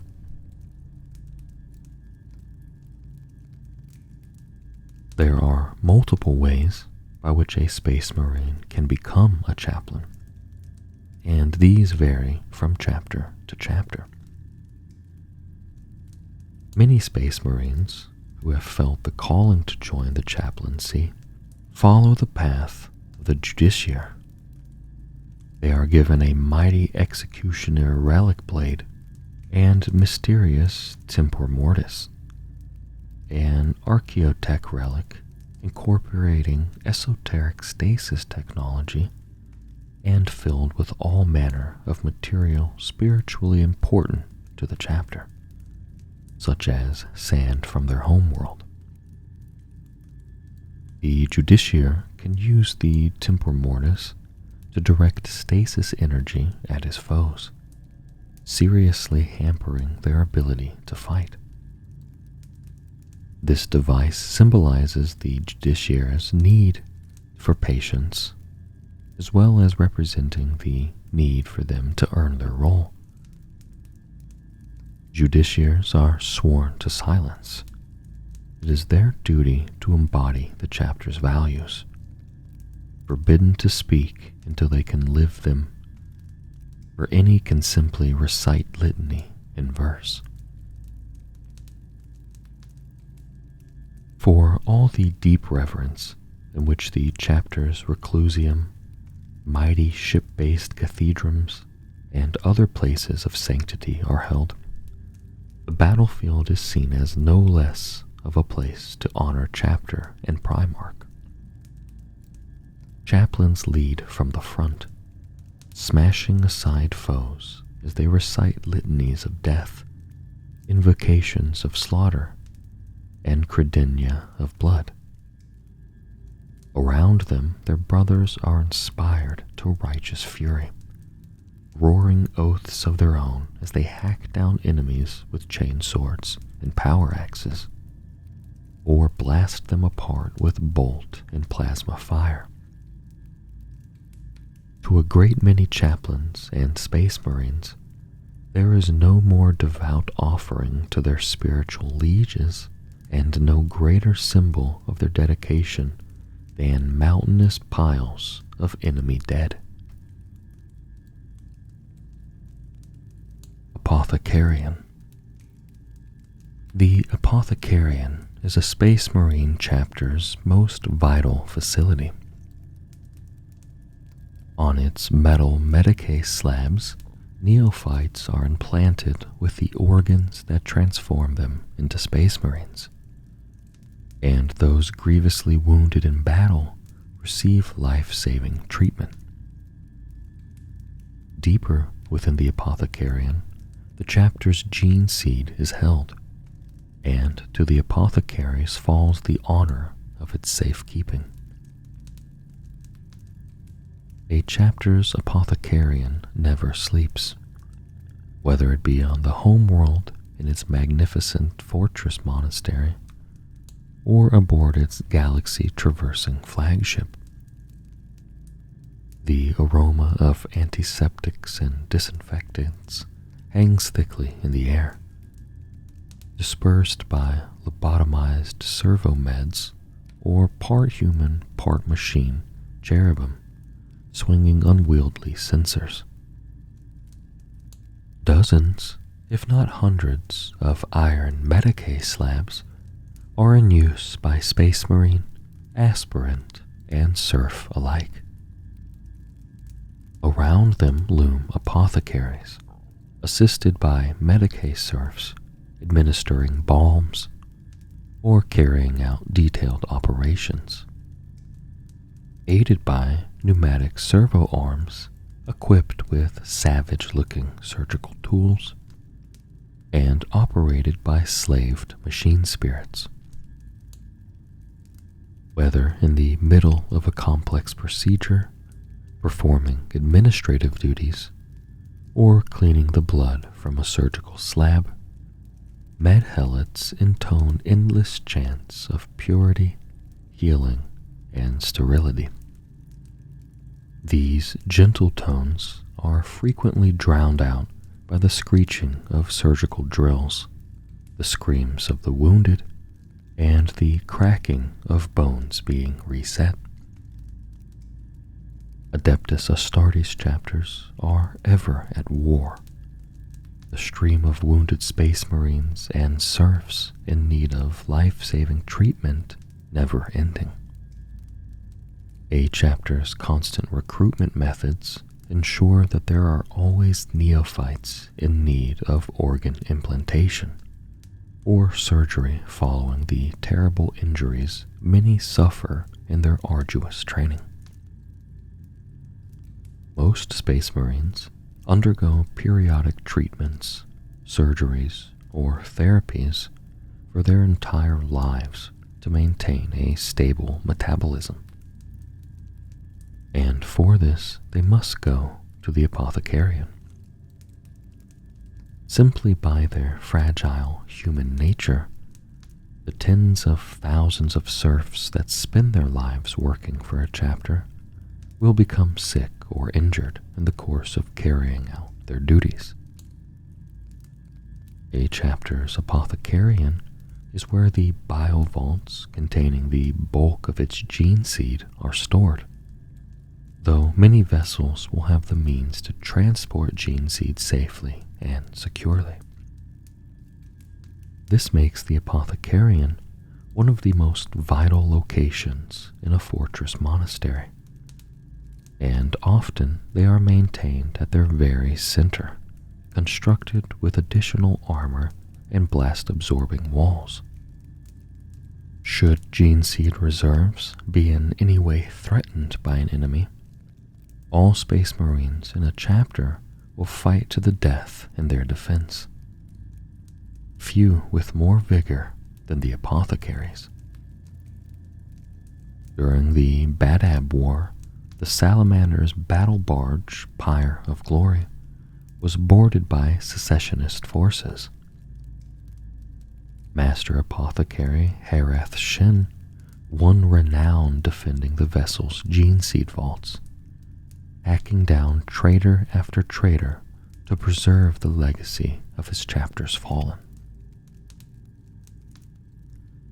All gene seed is examined closely on a regular basis for faults of any description, with any failing to meet the required standard being destroyed. Nevertheless, some chapters are forced out of desperation to use gene seed of lower quality, while a rare few even deliberately foster deformed zygotes and implant them into their aspirants. This is a highly dangerous practice, regarded as heretical by many. In the era Indomitus, with so many chapters cut off from much of the Imperium, no few will have resorted to this if they deemed it necessary. To catalog the data accrued in the stringent examinations of their gene seed, some chapters maintain vast memory banks, which are used in the training of future apothecaries. In a great many respects, the future of the chapter is in the apothecary's hands. Responsible for all the apothecarion's wide array of essential tasks is the chief apothecary, whose exact title will vary from chapter to chapter. He is one of the chapter's most senior officers, and is highly respected for his deep knowledge of the chapter's genetics, years of battlefield experience saving his battle brothers' lives, and the due care for his chapter's future he oversees with meticulous diligence. Apothecaries in training are under the tutelage of the chief apothecary and serving apothecaries. To acquire all the nuanced and detailed knowledge, an apothecary must have to perform even their most basic functions takes many years. Many serve as helix adepts in infiltrator squads, honing their skills in trying battlefield conditions deep behind enemy lines, while utilizing the helix gauntlet, a scaled-down version of the Narthisium. A Codex adherent chapter has many dozens of apothecaries. At least one of these individuals will serve in each company on a permanent basis, with the remainder carrying out the vital tasks of the Apothecarion, such as testing gene seed and implanting organs into aspirants. Some chapters assign apothecaries on a permanent basis to their fleet vessels as a part of the ship's limited Space Marine crew. Fleet-based chapters are noted to rotate apothecaries throughout their ships to ensure that even in the event of a catastrophic defeat in the cold depths of the void, the skills of the apothecaries will live on. Apothecaries are trained warriors, as adept with bolter and blade as the battle brothers they accompany on the field. They have to be, for there is nowhere their charges go that they must not. Should a Space Marine fall, it is the apothecary's solemn, proud duty to restore them to health or recover their gene seed. Whilst they may never attain accolades for great victories won or enemies cast down, every battle brother holds the apothecaries in the highest regard for the dangers they face to reach casualties. It is a great demonstration of a chapter's deep sense of comradeship in action. The cultures of many chapters have impacted on the workings of their apothecaries. Those of the Fire Lords master the arts of cauterization, knowing how to apply the perfect level of heat for the right duration to heal different wounds. Those of the fleet-based Riftstalkers, often operating in enemy territory, are far from Imperial supply lines, have little access to standard resources, and as such are expert improvisers. Librarius. The Librarius is one of a Space Marine chapter's most mysterious institutions. Its members are the Librarians, warrior mystics and scholars who have spent decades mastering their psychic talent to lend their chapter great wisdom as well as a fearsome power in battle. Behind locked doors, warded with pentagrammic and hexagrammic symbols, the Librarius thrums with strange activity. Strange lights flash out of the cracks beneath heavy wooden doors. Hideous screams echo down dark corridors whose walls are etched with arcane symbols of shielding and containment. Serfs and scribes shuffle hurriedly about their tasks, clutching tokens and sigils of safeguarding, and whispering chants of obviation with their eyes fixed on the floor. In sealed chambers, the Space Marine Librarians see to their duties. Some sit in reflective meditation. Others scry the skeins of fate, beads of sweat falling down faces twisted in effort and concentration. Some fight in practice cages, blasting apart servitors and targets with bolts of psychic power, or striking them down with psychically attuned blades and axes. They must train constantly to ensure the strength of their willpower, for their greatest foes, the foul abominations of the warp, are ever watchful for weakness. One of the functions of the Librarius is the recording of the chapter's history. Depending on a librarian's rank, their precise role in this regard will differ. Lexicanums, the first rank after a librarian has qualified, write reports of battles and wars. The codicers, those of the second rank, carefully scrutinize every entry into the archives. Those who pass through these ranks become apostolaries. The knowledge and wisdom librarians accrue make their counsel highly sought after, and so most strike forces will include a librarian. by far the largest facilities in the Librarius are its vast archives, where the chapter's recorded history is stored. Shelving units fill rooms from floor to ceiling, each stacked with ancient vellum tomes and parchment scrolls. Besides them are humming repositories and archaic catalogs full of data crystals. Hundreds of serfs toil day and night, copying from decaying codicils and tracts, lest any information be lost.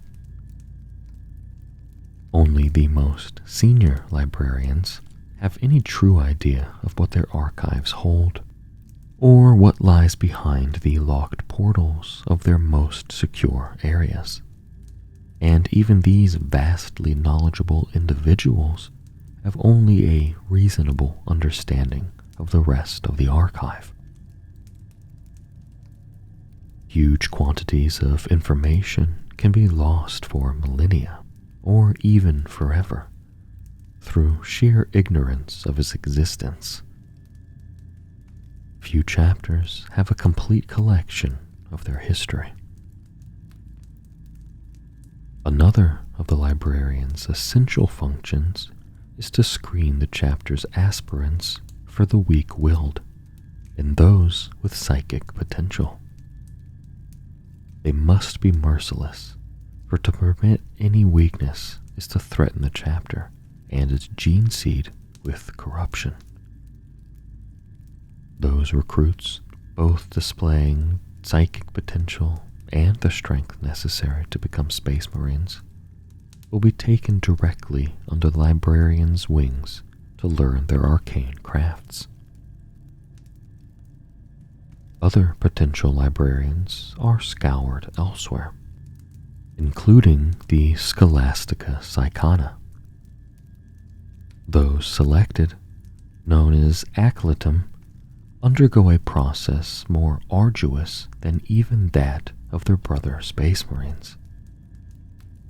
They must survive the trials, training, and implantations to become Space Marines, as well as learn to master their psychic gifts and protect their minds from the terrible hazards of the warp. If they fail, a fate worse than death awaits in the clutches of the Immaterium's malignant entities.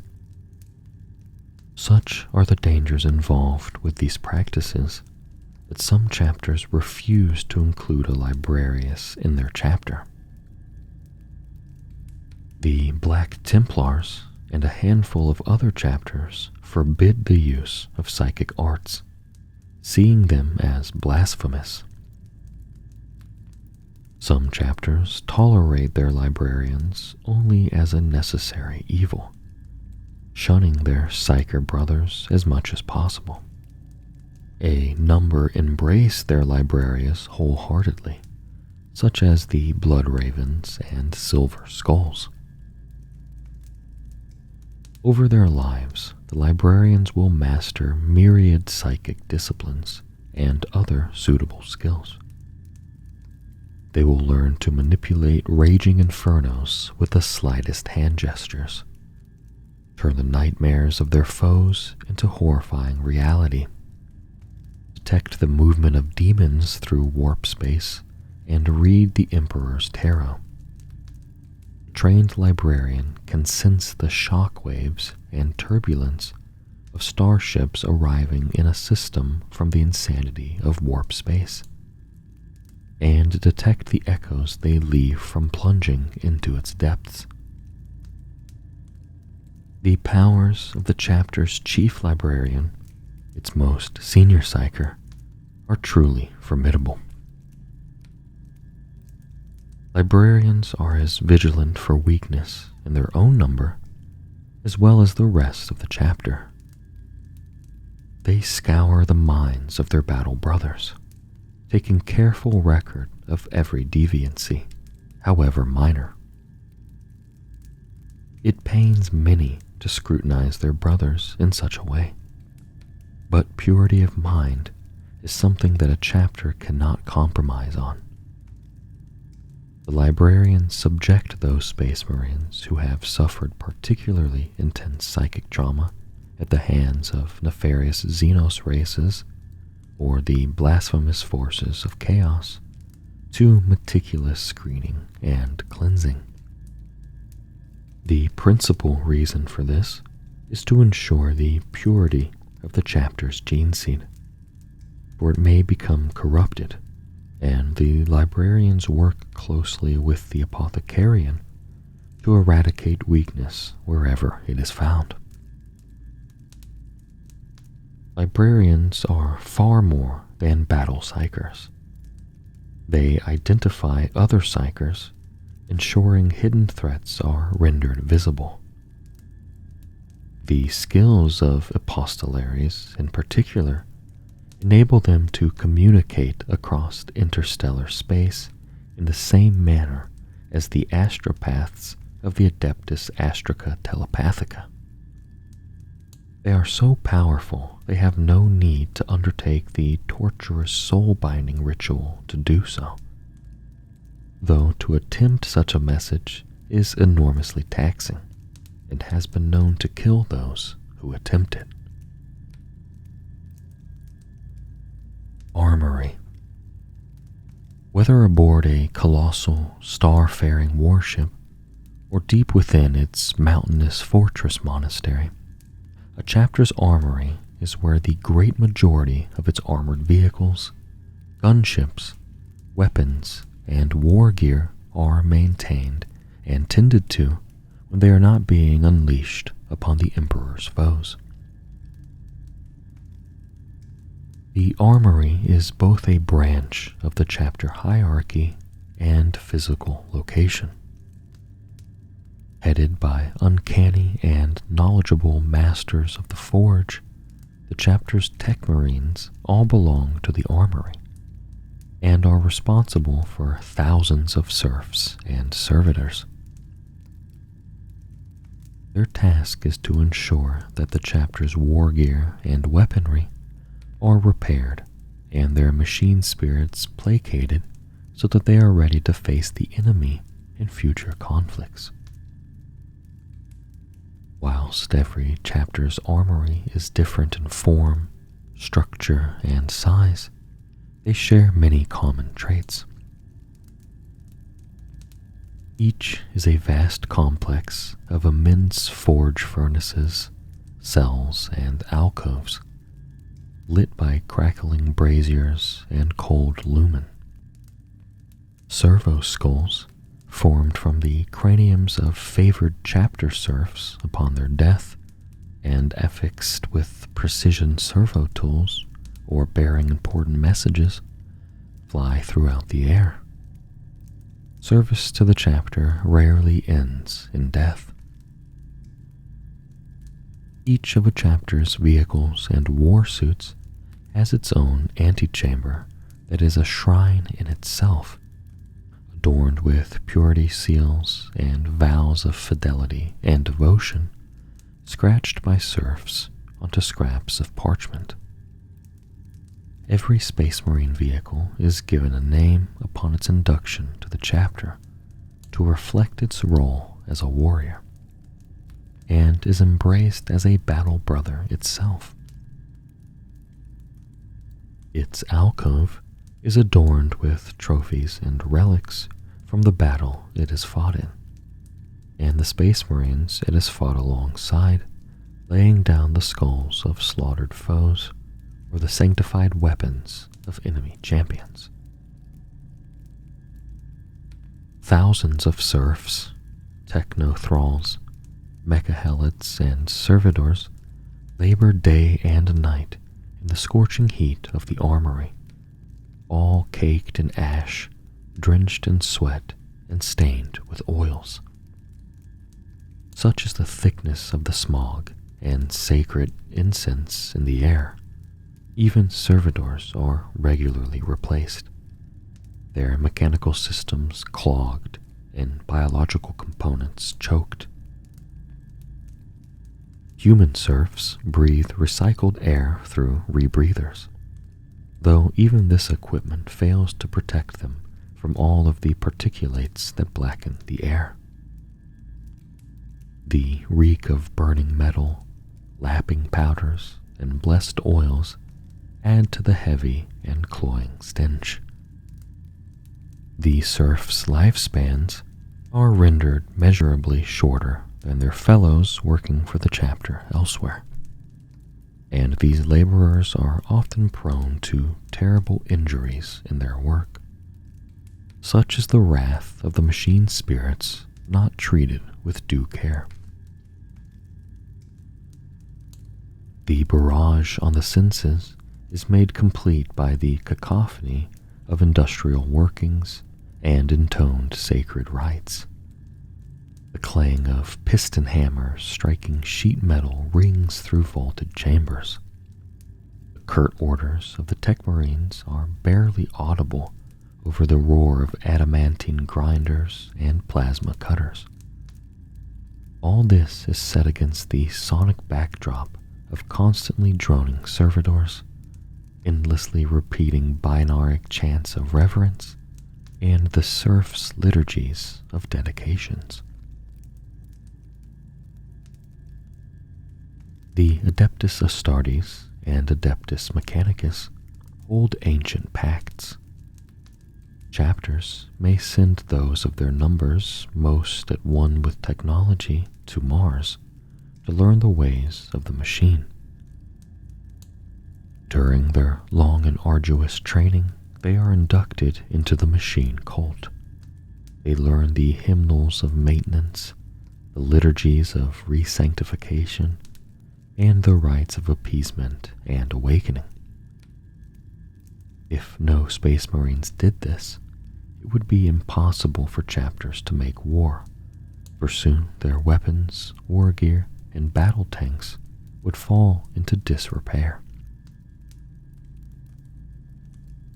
Those who return from the Red Planet do so as tech marines, now aloof from their brothers. They develop dual loyalties to the machine cults of Mars as well as their chapter, but nevertheless fight bravely for their brotherhood, and their skills and knowledge are regarded highly. Tech Marines' proficiency as drivers, gunners, and pilots is especially recognized. Once they have interfaced with a vehicle's machine spirit, the bond formed is lethally effective. The Master of the Forge is the most senior tech marine in the chapter. His grasp of arcane sciences and the mysteries of the Omnissiah are such that his skills are on par with those of the Martian tech magi. He calms the most belligerent of machine spirits with but a whisper of a tech psalm, and can heal terrible wounds in a battle tank's hull at incredible speed. As with the tech marine brethren they command, Masters of the Forge are regarded with a degree of mistrust by chapter command, with some shunned on matters unrelated to their specialization. In chapters such as the Iron Hands and Astral Knights, which are more embracing of the mysteries of technology, they are revered individuals. These exceptions are relatively few. However, some Masters of the Forge earn admirable reputations. A Space Marine chapter has thousands of biomechanical slaves known as servitors. Whether they are vat-grown in artificial nutrients, or created from failed aspirants, or mind-wiped and lobotomized criminals, they are fitted with an array of mechanical tools to carry out the chapter's work. Many have limbs replaced with infrared sensors, bionic exoskeletons, huge claws, flux torsion drills, or even heavy weapons. Servitors are made resilient by their modifications, though their minds are utterly unfeeling and incapable of coherent, independent thought. Without the guidance of a tech marine, they become mind-lock, babbling incoherent nonsense until given instruction. It is believed that over 1,000 Space Marine chapters, independent, autonomous armies, fight the Emperor's wars. 9 are named for the legions that remained loyal to the Emperor during the Horus heresy. Others are successor chapters, brotherhoods who can claim genetic descent from the 9 loyal Primarchs. These are the 9 original Loyalist chapters. Ultramarines. The Ultramarines epitomize what it means to be Adeptus Astartes. They are beacons of nobility, honor, and discipline in a galaxy riven by darkness and disorder. No chapter holds the Codex Astartes in such hallowed regard as they, and they have utilized its tenets and strategies to achieve glorious victories over 10,000 years. Few, if any, chapters can match the efficiency, speed, and skill with which the Ultramarines apply their deep learning of the Codex tactics and strategies. On countless battlefields, the Ultramarines have outwitted, outfought, and outmaneuvered their enemies, striking repeatedly with gene-wrought might until the foe is utterly vanquished. Ultramarines live and breathe the Codex Astartes. For 10 millennia have they learned and practiced its teachings, paying close attention to the most minute of details. Many Ultramarines can recite swaths of the text by heart, as well as produce lengthy treatises demonstrating a full understanding of its teachings. They have quashed heretic uprisings, swept aside piratical raids of murderous Drakari, purged verminous Hrud infestations, and shattered voracious Tyranid invasions. They have won victories for ages in scorching deserts, stifling jungles, labyrinthian ruined cities, and even in the depths of the oceans. These they have achieved in horrific sieges, grueling guerrilla warfare, and armored conflicts of such a scale that the wreckage fields can be seen from orbit. The Ultramarines' homeworld is of Macragge, a bastion of civilization, learning, and culture. It has been their base of operations since their Primarch, Rabute Gilliman, was united there with the Emperor during the Great Crusade. Heavily fortified, it is the jewel in the crown that is the Ultramarine stellar empire known as Ultramar. This grouping of worlds and systems pays no tithe to Terra, their resources dedicated to supporting the Ultramarines. Nonetheless, such is the skill with which this region is organized. Ultramar is able to provide troops and material for the aid of the beleaguered Imperium.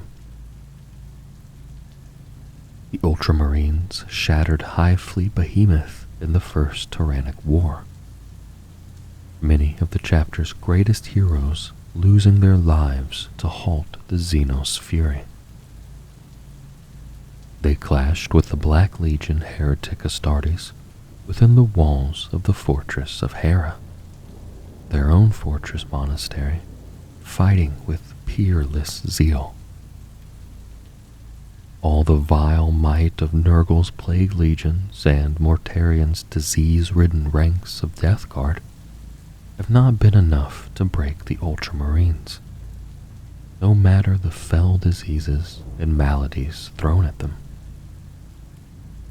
As large and as powerful as Ultramar is, this makes it a prized hungered after by some of the Imperium's deadliest enemies. And the Ultramarines have been forced to fiercely defend it many times. The Ultramarines are commanded by some of the greatest space marines in the Imperium.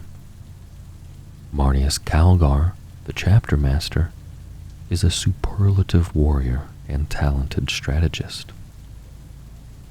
Long is his list of victories. He crushed the orcs in the siege of Zalathras, defeated an Eldari avatar at the Battle of Orar's Sepulchre, and led the masterful defense of Vigilus, engaging Abaddon the Despoiler himself in single combat. Tigurius is the Ultramarines' chief librarian, a battle psyker and warrior scholar of formidable intellect and insight, whose word is of greater value than armies of spies, strategists, and tacticians.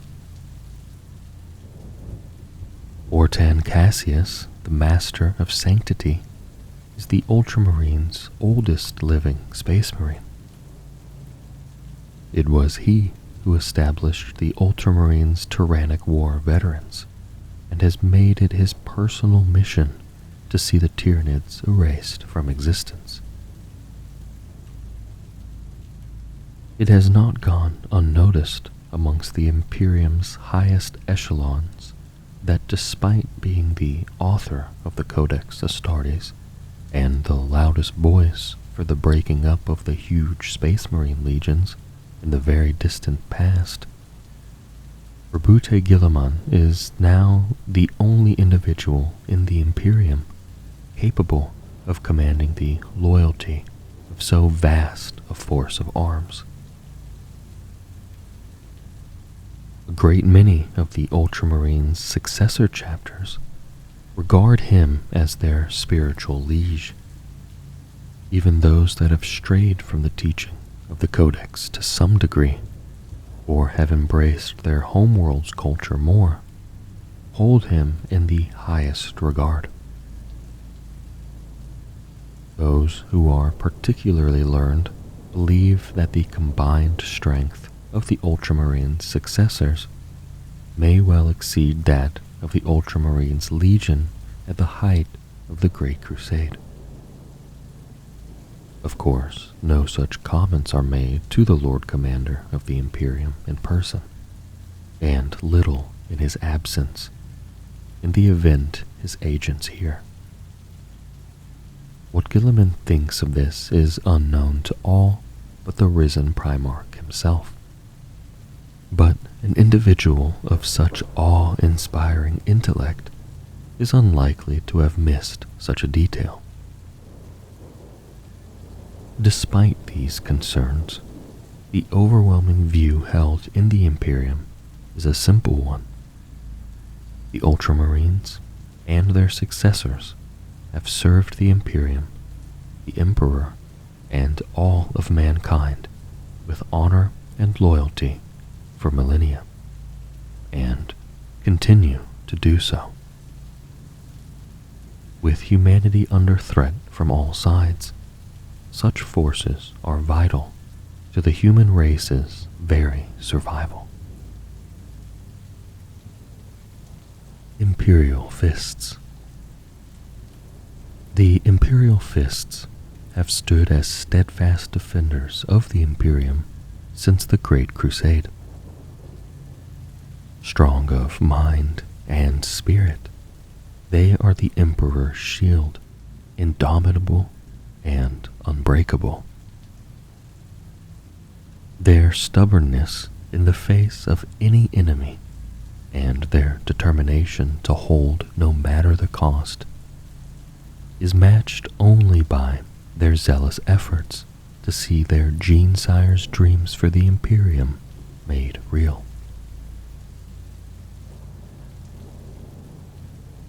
The Primarch of the Imperial Fists was Rogel Dorn, whose name is revered throughout the Imperium, and from him stem the chapter's proud history and traditions. After being torn from Terra and cast into the galaxy, the Emperor discovered Dorn years later on the ice world of Inuit. Like many of his brothers, he had risen to lord of his people and had established a stellar empire of his own. Recognizing the Emperor as his father and liege, he presented the Master of Mankind with Phalanx, an immensely powerful and mobile space station that dated back to the age of technology. The Emperor handed to Dorn the Imperial Fists Legion, created using Dorn's own genetic material. The Emperor also insisted the Primarch keep Phalanx, and ever since, it has been the Imperial Fists' flagship and primary fortress. Dorn discovered his sons to be peerless crusaders and resolute warriors, firm in their commitment to order, unwilling to give ground, and unhesitating in making the ultimate sacrifice for victory. Their talent for siegecraft was undeniable, though they had achieved glorious victories in all manner of warfare. The Emperor later declared Dorn and his legion to be his praetorians, and tasked them with fortifying the Sol system, Terra, and the Imperial Palace itself. Ever since, the Imperial Fists have been known as the Defenders of Terra, a title they bear with immense pride. Their official homeworld, 10,000 years later, remains Terra itself, though the demands of war ensure the Imperial Fists now almost never return. Dorn saw the Imperium being built by the Emperor's legions as a fortress, with each world a part of a galactic system of ramparts, bulwarks, and counterguards. He laced the worlds the Imperial Fists conquered with mighty bastions and constructed vast orbital citadels around them, naming this system the Bastion Imperialis. When the Horus heresy struck and world after world fell in with the traitors or was conquered by them, he saw each fall as a deep crack in his design. The tireless efforts of Rogel Dorn and the Imperial Fists to fortify the Sol system paid dividends during the Siege of Terra, turning the Imperial Palace into one of the most formidable fortresses the Imperium had ever seen. The Imperial Fists fought unwaveringly in the fighting, holding the walls and throwing back traitor assaults. Dorn teleported with the Emperor to engage Horus aboard the traitor's flagship, but was separated from his father before the duel that decided the fate of the Imperium took place.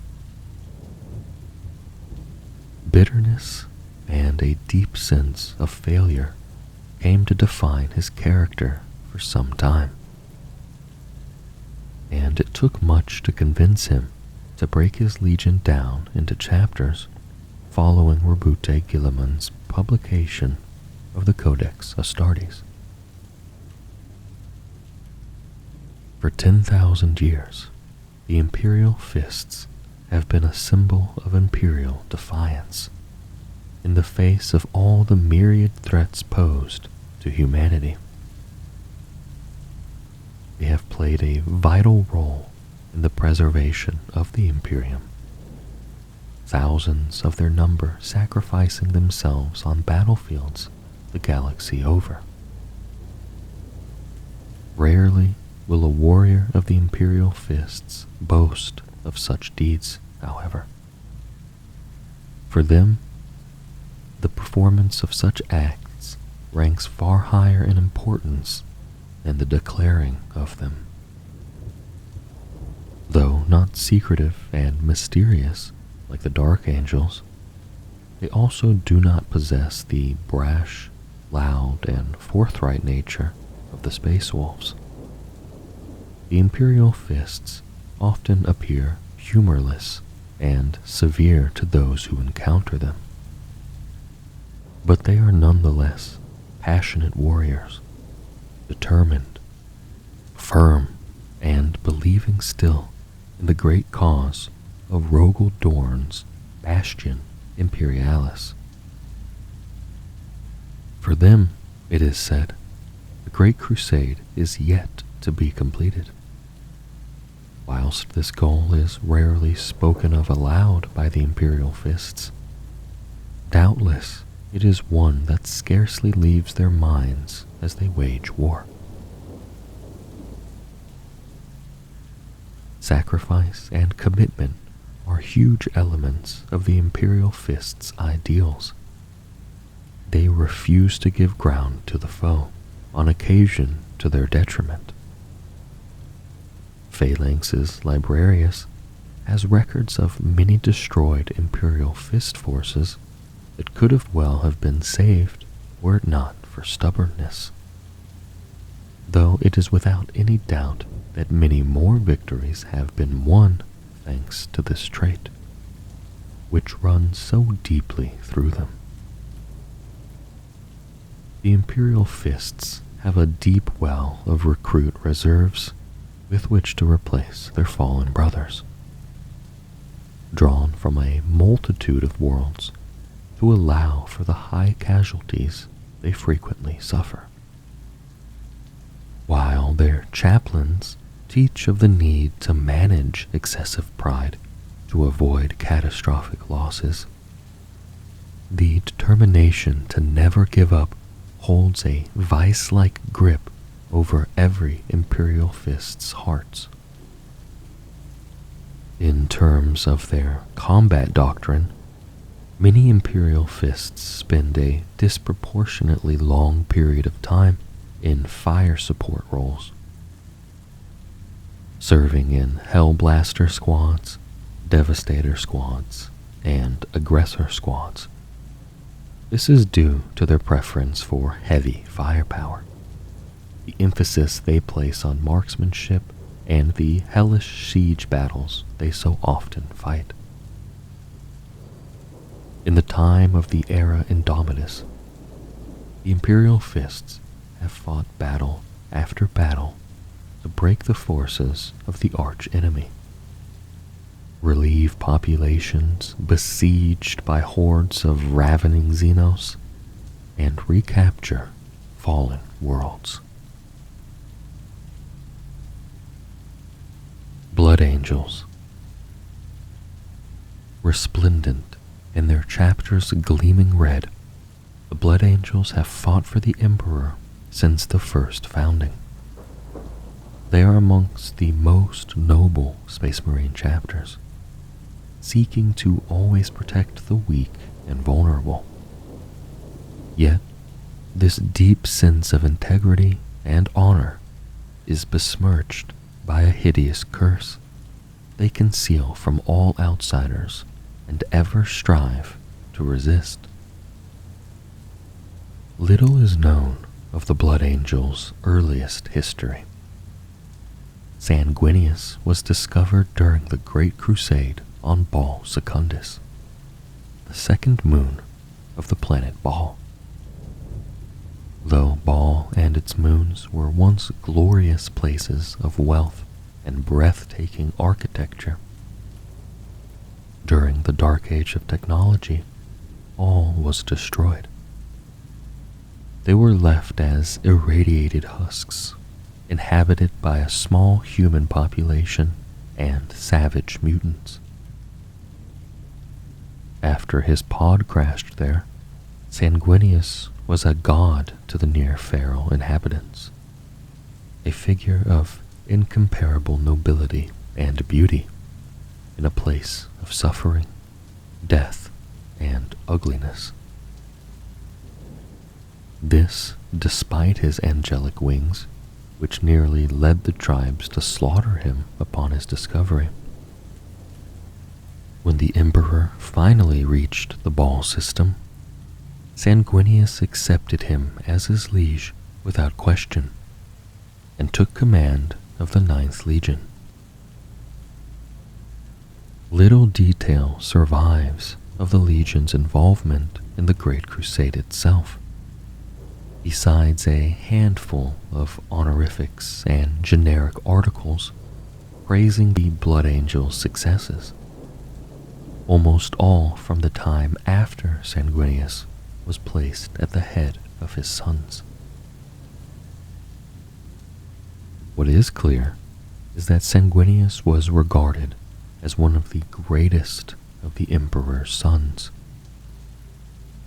Beautiful in mind and body, he was a warrior almost without peer, and a leader who could inspire incredible feats of personal courage, not just within his own legion, but throughout the vast multitudes of the Emperor's varied servants.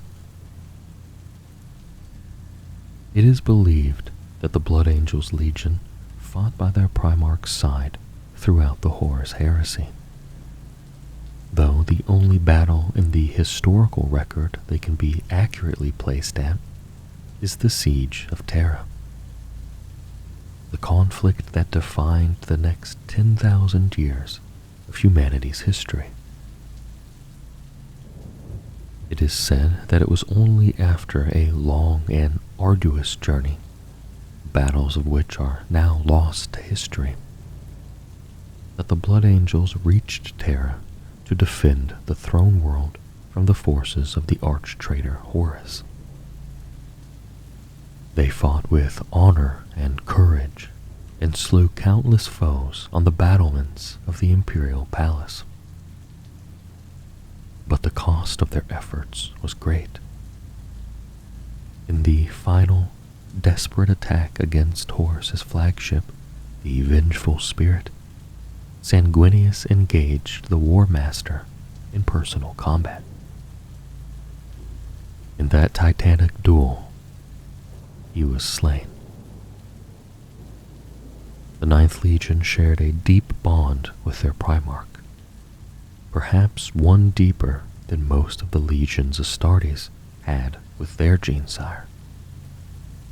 For all Blood Angels at that time were injected with droplets of Sanguinius's blood.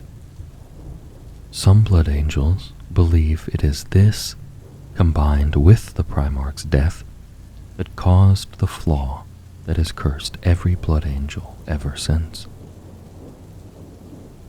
Partial fragments discovered in hidden corners of the Legion's Librarius that suggest some Blood Angels legionnaires suffered from a version of the flaw even before Sanguinius's death have been dismissed as false and locked away.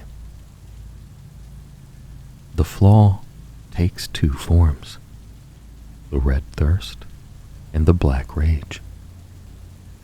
Every Blood Angel has deep within them an insatiable battle lust and hunger for blood. This is the Red Thirst, and it afflicts every gene son of Sanguinius in every waking moment. Though they take great pains to resist its lure, not all are successful, and no few blood angels succumb to it in the midst of battle.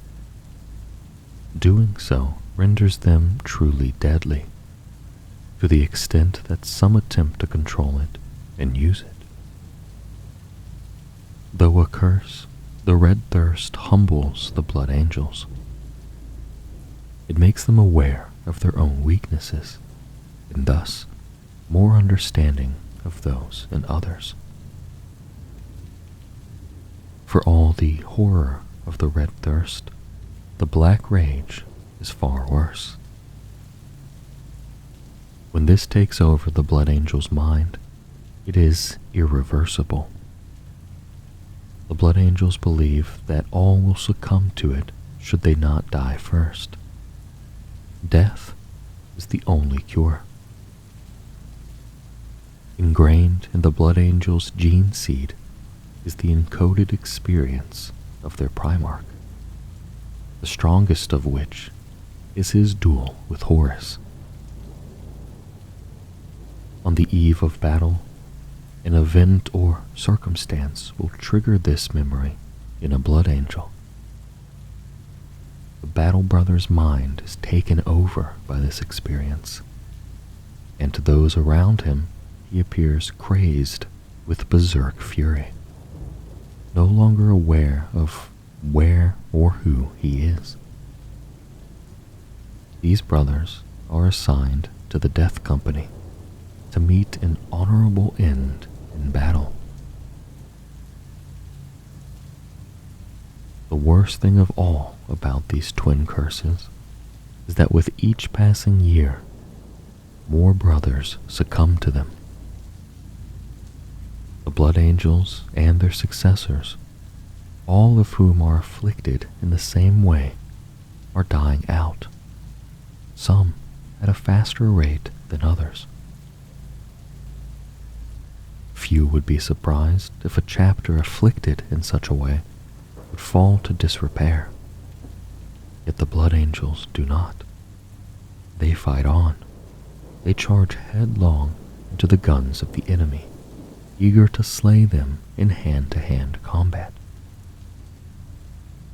They honor their Primarch's belief that the galaxy can be changed for the better. This is epitomized in the transformation of recruits into Space Marines. The rad-scarred aspirants drawn from the Ball system undergo an apotheosis. They spend a year in slumber in ancient sarcophagi, in which time they receive their implants to become Space Marines.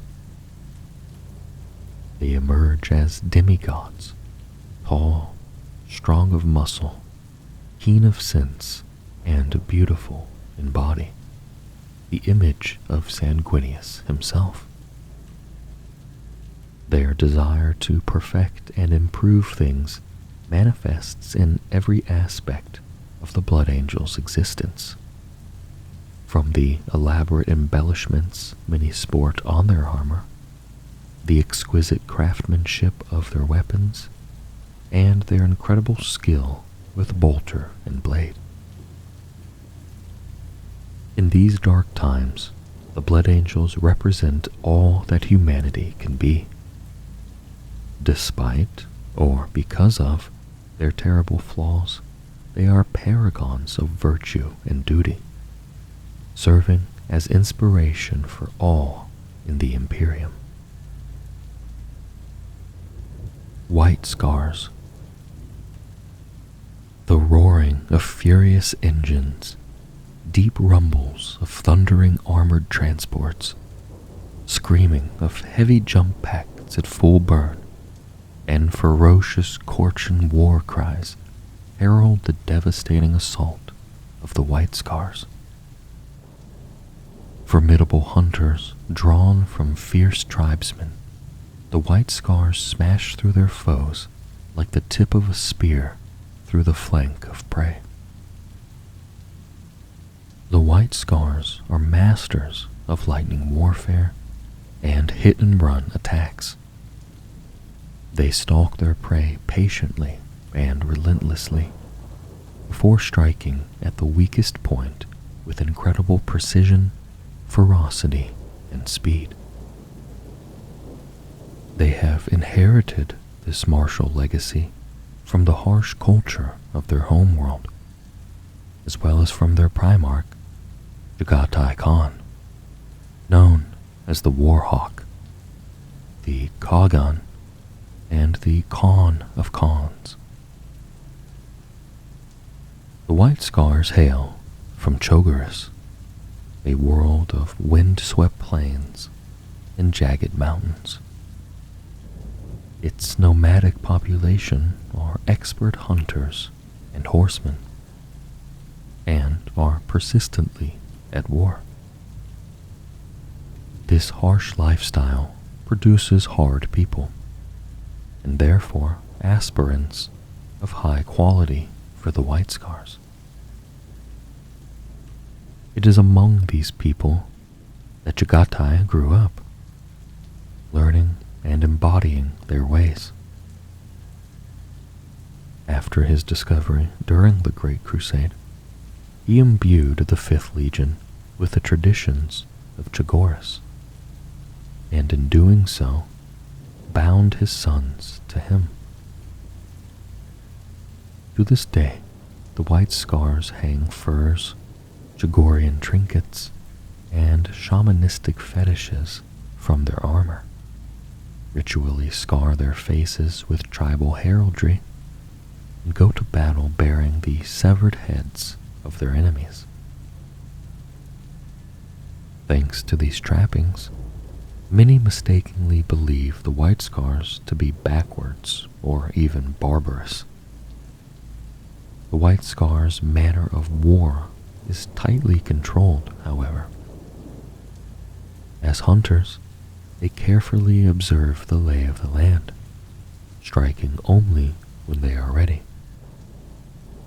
Off the battlefield, though they train as hard as any other Space Marines in the art of war, they are highly cultured. Many White Scars seek mastery in one or more of the noble pursuits set down by the Kagan. For some, this is hunting.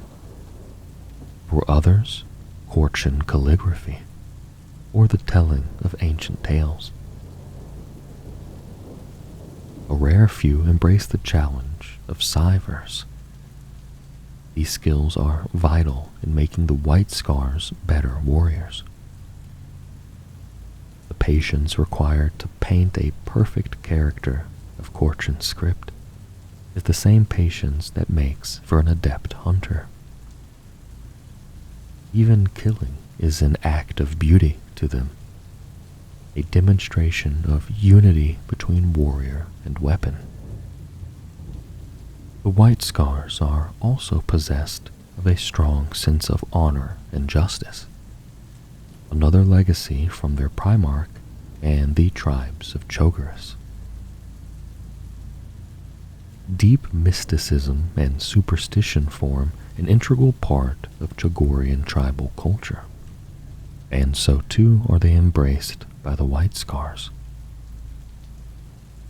The chapter's warriors place a great deal of trust in their librarians, who they call Storm Seers, calling upon these battle psychers for the enlightened wisdom they have accumulated over years of study. In battle, Storm Seers command the elemental fury of the Tempest. Gales flow at their instruction, and lightning bolts strike the foe at their behest. This appears to have been so for almost all of their history, according to those few with knowledge on the matter. They suggest that the White Scars argued in favor of retaining the Space Marine Legion's Librarius in the fabled Council of Nicaea during the Great Crusade. Some believe that it was here that the Emperor prohibited the Space Marines' use of psychic powers before the Horus Heresy.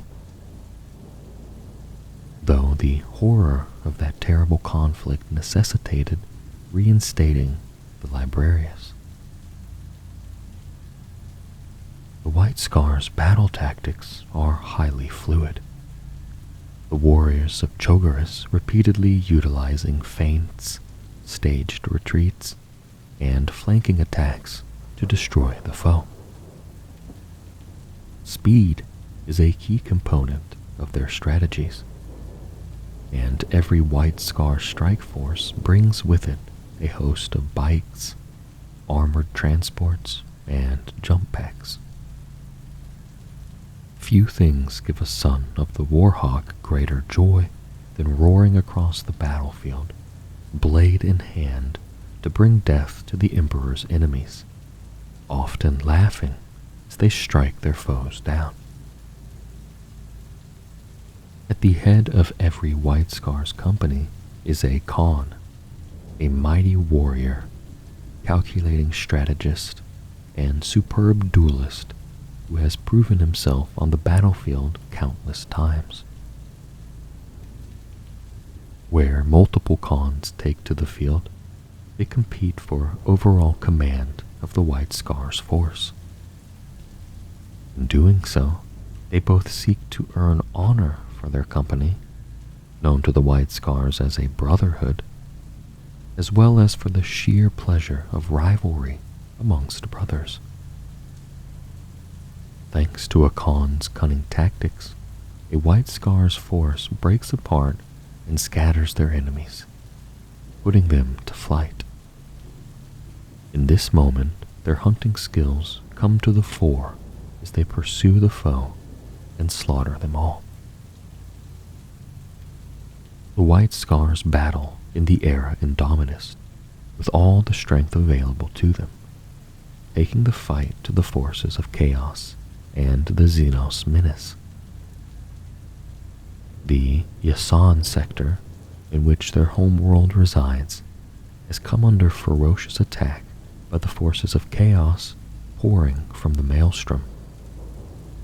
Cho'Garis itself was besieged by the renegade Space Marines of the Red Corsairs, led by their warlord, Huron Blackheart. But the White Scars held firm and drove the traitors from their world, and the chapter's brotherhoods have since fought in the Vigilus, Asmar, Shinna, and Anragua systems. Though these times are fraught with perils beyond imagining, the White Scars refuse to be cowed, just as they never have in all their glorious history. Dark Angels. The Dark Angels were the first legion.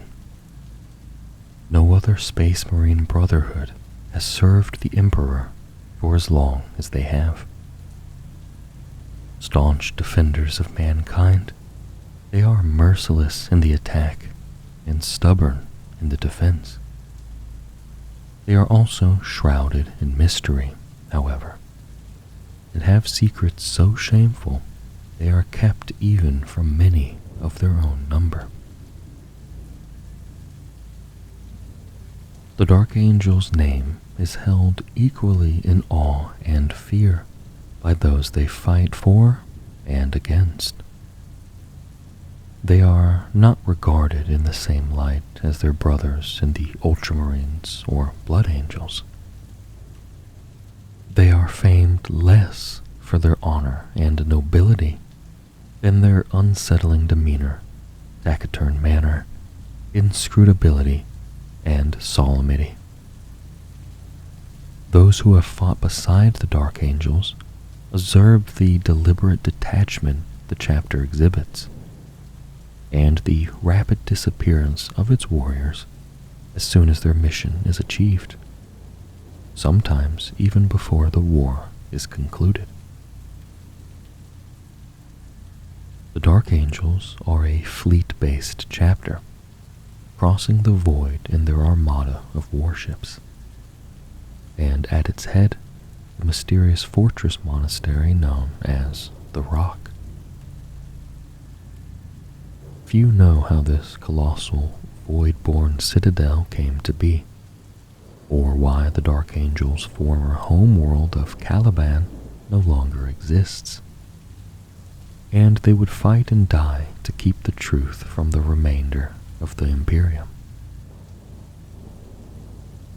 To fully understand the Dark Angels, it is necessary to learn of their Primarch, Lion L. Johnson, and his greatest friend, Luther. When the Emperor came to Caliban after the Lion's discovery, Luther was too old to join the First Legion as a Space Marine. The Lion left him the vital charge of defending Caliban and raising new generations of Space Marines. But Luther's heart grew bitter.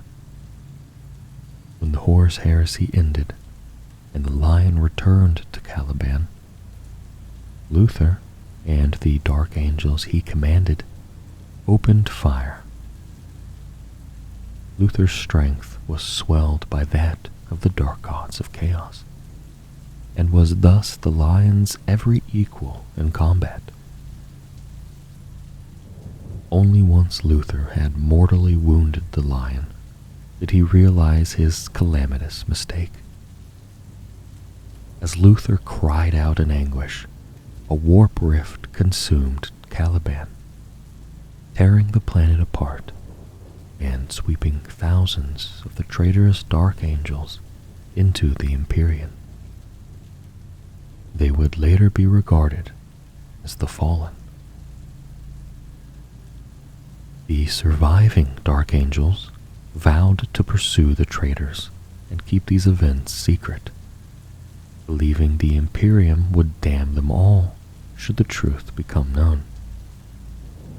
Embracing the Codex Astartes with little complaint so as to avoid suspicion, they and their successors referred to themselves as the Unforgiven, retaining close ties with each other, and fighting the Imperium's wars with distinction, even as they went about their own clandestine mission. Over time, the Inner Circle formed, made up of only the Dark Angels aware of the chapter's terrible secrets. Only a battle brother who has earned their trust and fought bravely on the battlefield may join their number, and even then they are told but a fraction of the whole damning truth.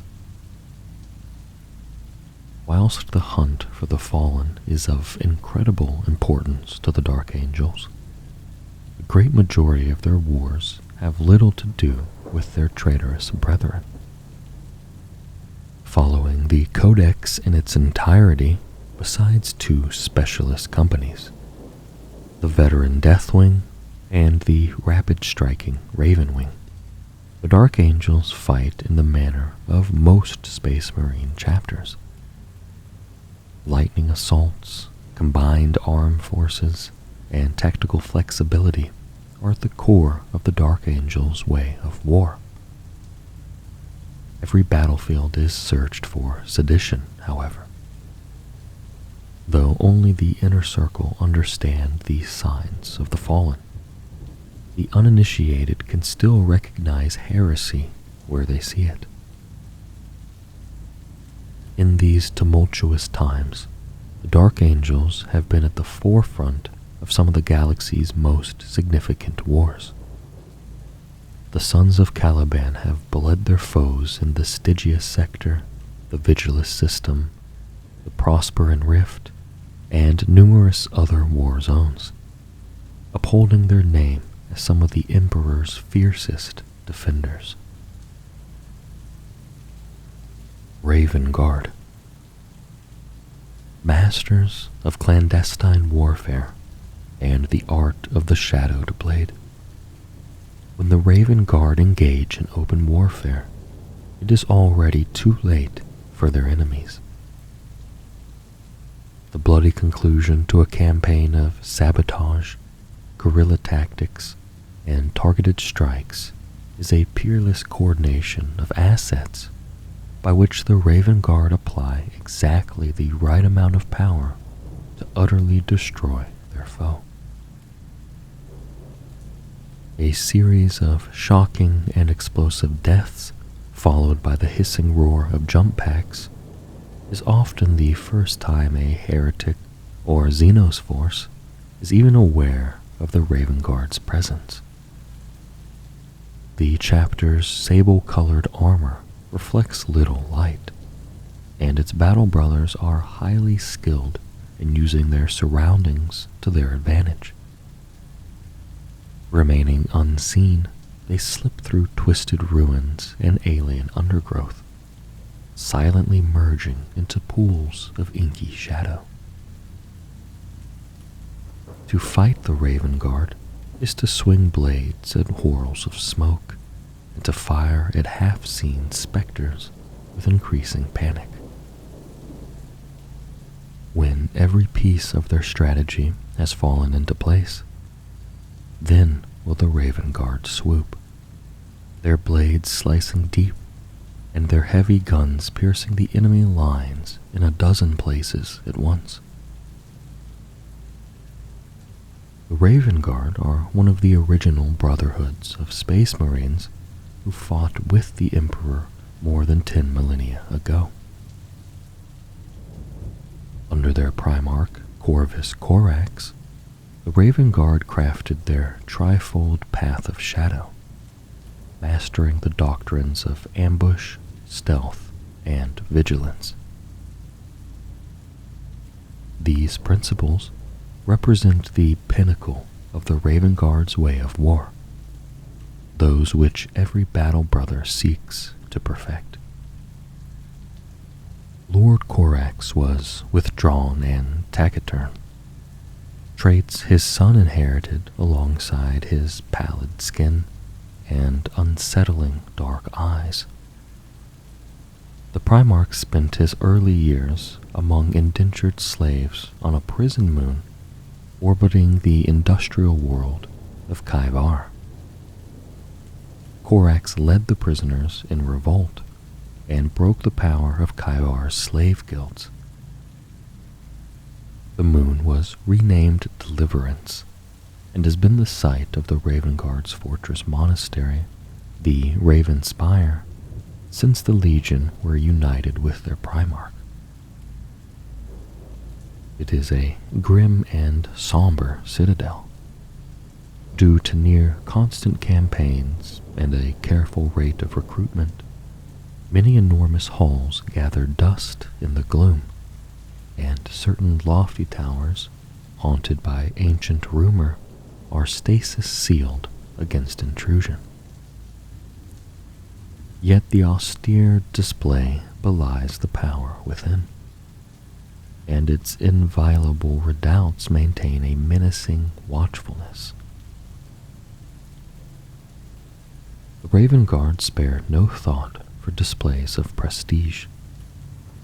Function is all, and as a training ground, bulwark, and memory of their Genesire's legacy, the Raven Spire fulfills every function the chapter requires of it. Corax's experiences on Deliverance instilled in him a deep hatred of oppressors. To this day, the Raven Guard strive to liberate humanity from heretical tyrants and Xenos overlords. They break the chains that bind mankind's sundered and enslaved worlds, though they do so from the darkness with no expectation of glory. For the Raven Guard shun the kinds of acclaim and honors that are laid before other chapters. The Raven Guard's isolationist tendencies and inscrutable nature do not endear them to their allies. Their dour and laconic battle brothers are viewed as suspicious and uncertain figures, distancing themselves even from other Space Marine chapters.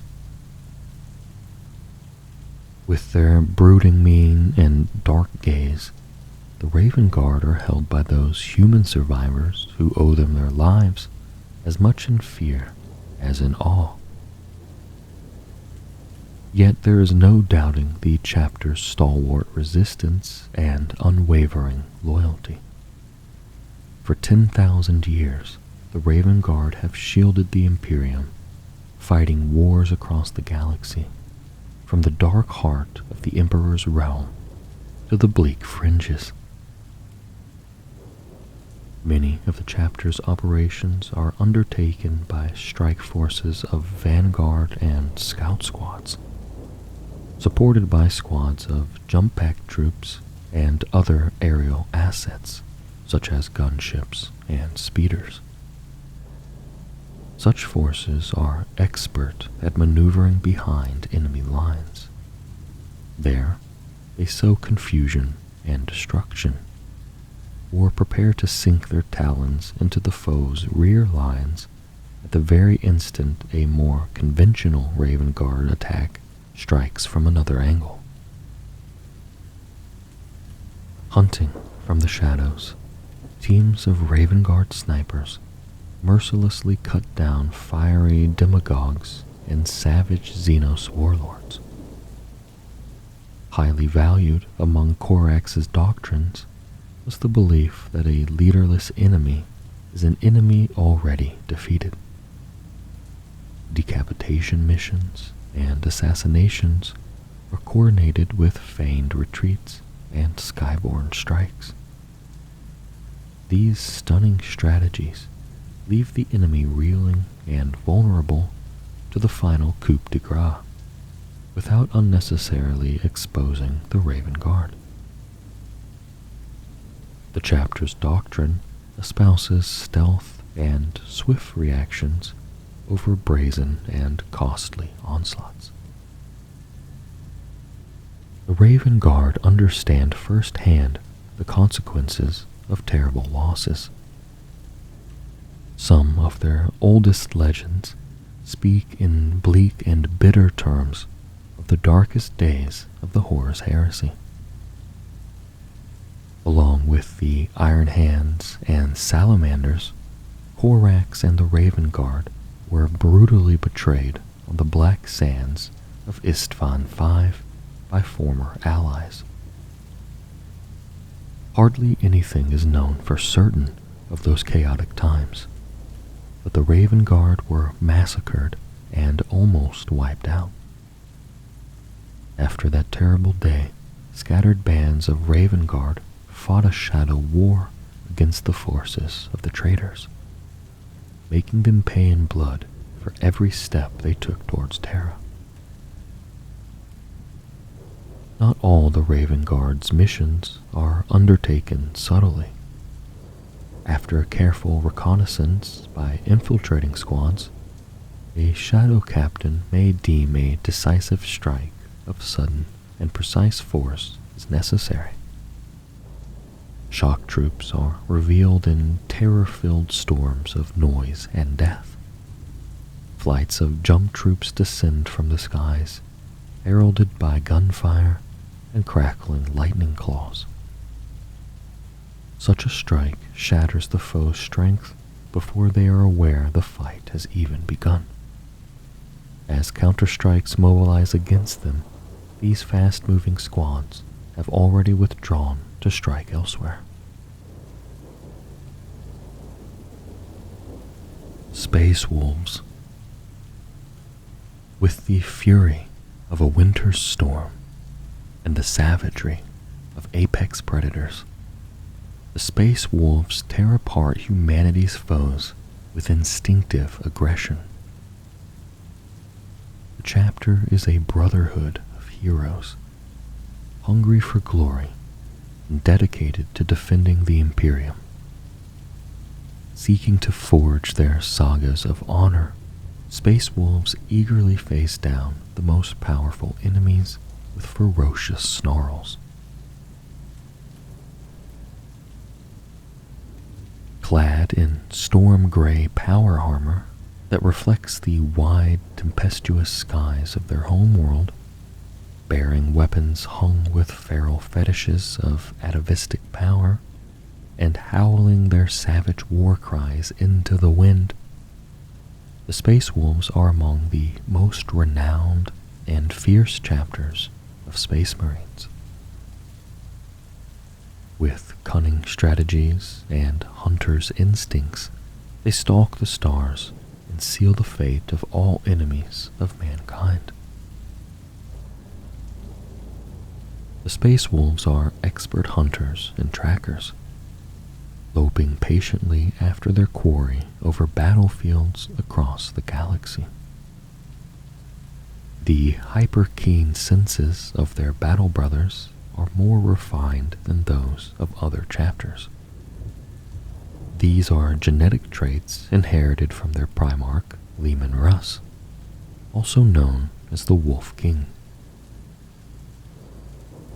Russ fully embraced the tribal nature of his upbringing, and this culture forms an important part of the chapter to this day.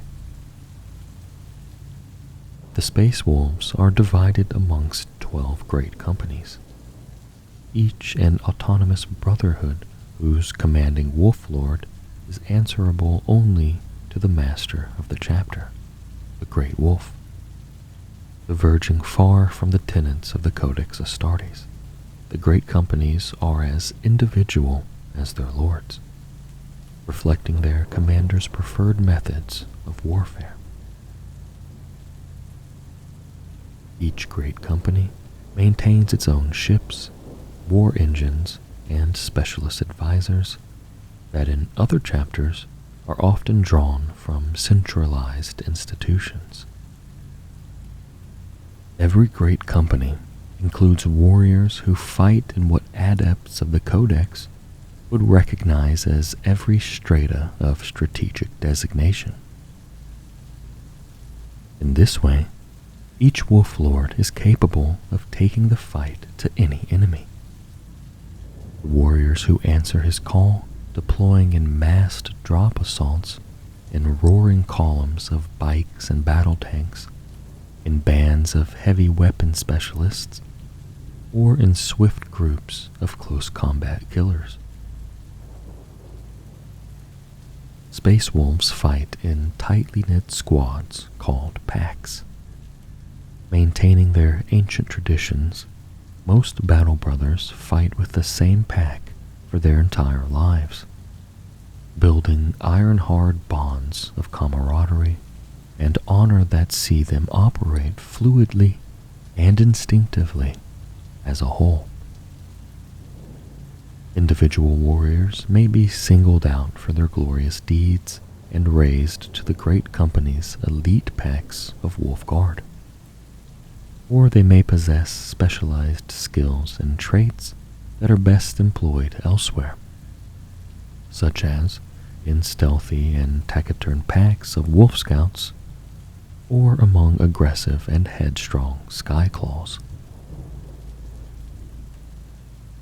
Guided by the chapter's priests in their totemic lupine cultures, Space Wolves appear as barbarous and feral to their allies as they are terrifying to their enemies.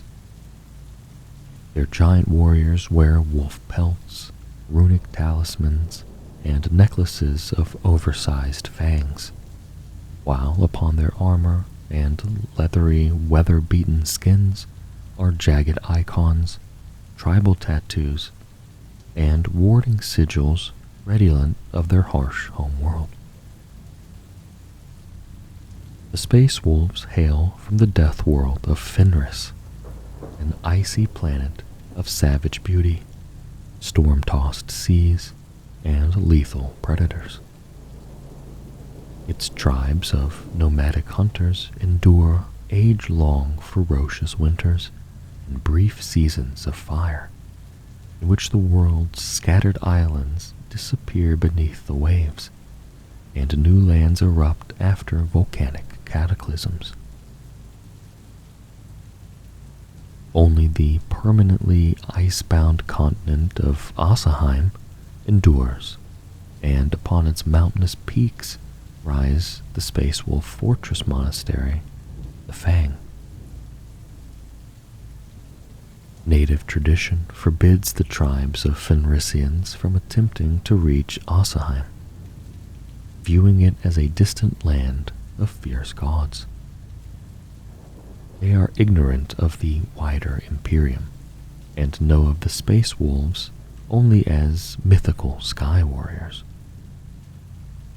These armored giants, swathed in furs, may appear suddenly after a tribal battle and take with them those youths who fought with the greatest bravery and ferocity, never to be seen again.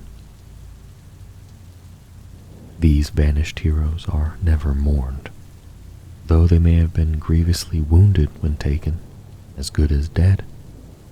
Their kin know they now wage eternal war among the stars at the side of the demigods. This warlike pragmatism and indomitable spirit was instilled by Leman Russ in the Space Wolves and remains perhaps the greatest strength of his sons. The chapter's battle brothers are immune to the insidious tendrils of despair, apathy, and discontent, for they live the warrior's dream, an existence of daily battle waged alongside their brothers, punctuated by feasting and drinking, and at its end, a truly valorous death. Salamanders. Forged in the crucible of war, the Salamanders are flame-bearers and warrior craftsmen who hail from the volcanic death world of Nocturne. This brotherhood of onyx-skinned guardians has fought stoically to defend the Imperium for 10 millennia, wielding master-wrought weapons to hammer the foe into oblivion. The Salamanders are the scions of the Primarch Vulcan, whose great strength, endurance, and skill in the forging and wielding of magnificent weapons is legendary. These traits, and many others passed into his sons, have persisted for 10 millennia. The chapter's warriors have skin as black as flawless obsidian, thought to be an unusual reaction between their gene seed and the as yet unexplained radiation on their home world. Coupled with the black orbs of their eyes, broken only by the ruddy glows at their center like lit coals, Salamander Space Marines present a more terrifying appearance than other warriors of other chapters. Though they carry their unsettling appearance with a humble nobility, more than one insurrection has been quashed in its infancy by the sight of an unhelmed salamander advancing upon the ringleaders with red eyes blazing. Salamanders excel in short-range firefights, striding through storms of enemy shots in suits of master-forged armor. Each step forward is echoed by synchronized bursts of blistering firepower. They expertly employ large numbers of incendiary weapons such as flamers and melta-guns, with which they burn their enemies out of the shadowed places of the galaxy and carve open their places of refuge. The Salamanders prize patience and wisdom above all. Against overwhelming odds, they maintain steady advances until they are ready to meet the foe eye to eye. Then are the fires of their rage unleashed, and the famed strength of their gene sire visited upon mankind's enemies in blows from artisan-crafted blades and immense drake-headed thunder hammers. The Salamander's homeworld of Nocturne is a fiery orb, strung with volcanoes, black plains, and sulphurous seas. Its higher crags are stalked by immense fire-breathing predators from which the Salamanders take their name. It was on Nocturne where Vulcan learned the art of metalworking, unlocking the secrets of fire and steel, the virtues of patience and honest labor. His sons continue to perfect these traits, and each battle brother learns to craft and maintain their own war gear with great skill. This allows the chapter's tech marines to focus on the repair of the Salamander's large war machines and create technological artifacts of great beauty and perfect function. While the Salamander's fortress monastery sits on Nocturne's barren moon of Prometheus, the chapter's battle brothers maintain close ties with the human inhabitants of Nocturne. This perhaps explains why the Salamanders hold in high esteem many of the human values that other space marines have distanced themselves from or simply forgotten. The chapter's culture draws on Vulcan's formative upbringing on the planet and places great emphasis on self-reliance, loyalty, and sacrifice. The Salamanders maintain a great many technologies from ancient times, including unusually large numbers of hulking suits of Terminator armor. The fire drakes of the chapter's Veterans First Company often take to battle arrayed in such powerful war gear, and their personification of the Salamander's ideals recalls their heroic namesakes from millennia ago. The original fire drakes were Vulcan's elite warriors, and together with a large part of the Legion, they were betrayed during the opening stages of the Horus heresy by those they had thought were allies. With a fraction of their legion remaining, the Salamanders nevertheless proved a patient and enduring foe.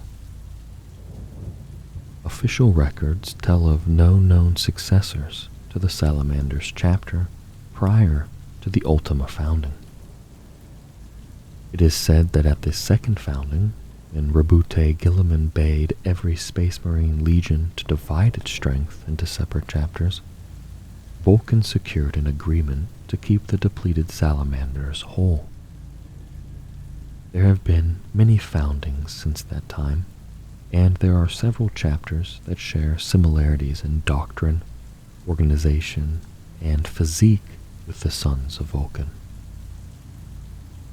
Whether these chapters are successors of the Salamanders remains a matter of debate. During the Ultima founding, Archmagos Belisarius Call used the true genetic stock of Vulcan to create Primaris battle brothers for the Salamanders. All Primaris chapters were also founded from this source, their warriors plunging themselves into the fires of war with the tenacity expected of all Vulcan's sons. The Salamanders made swift contact with them, dispatching chaplains to each to instruct them in the Promethean cult. Iron Hands. Adherents to cold logic, intolerant of weakness, and utterly without mercy, the Iron Hands are implacable warriors whose resolve is as unflinching as solid adamantine. They are relentless defenders of the Imperium, who seek to replace the weakness of the flesh with the unyielding strength of the machine to attain perfection.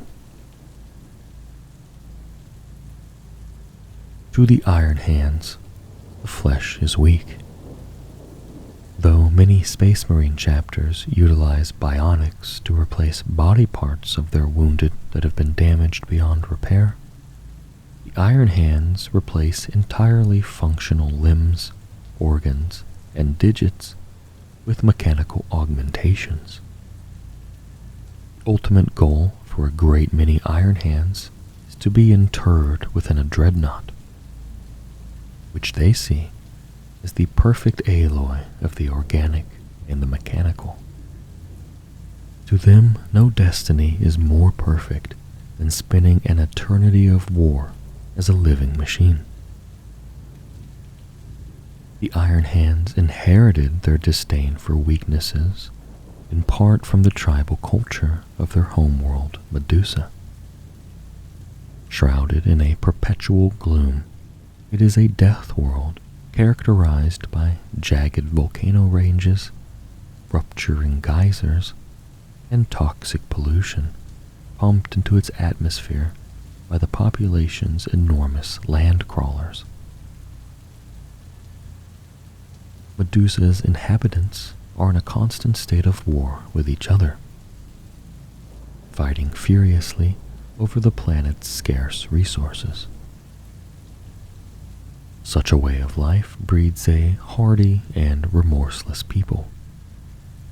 However, the greatest cause of the Iron Hands' intolerance can be traced to their primarch, Ferrus Manus. Indeed, it was his death that set them fully down the path of affinity with the machine. Ferrus Manus was the first primarch to die in the Horus Heresy. When he learned of Horus's treachery, he made for the Istvan system with all haste. On the ash plains of Istvan V, he surged into the fray without hesitation, consumed with wrath. In the bloody ambush by several brother legions that killed tens of thousands of loyalist legionnaires, he struck down traitor after traitor, and ignored the pleas to retreat issued by Vulcan of the Salamanders and Corax of the Raven Guard. For all of Manus's fury, he could not prevail against the odds stacked against him, and he was slain by the traitor Primarch Fulgrim of the Emperor's Children, who had once been amongst Ferrus's closest brothers. The death of their indomitable gene-sire caused the surviving Iron Hands much anguish. They blamed the Salamanders and Raven Guard for failing to support Ferrus in his hour of greatest need. They blamed themselves for their own weakness, for not being able to reach their Primarch and fight by his side. They even blamed Ferrus Manus himself for allowing his anger to consume him at the expense of sense and logic.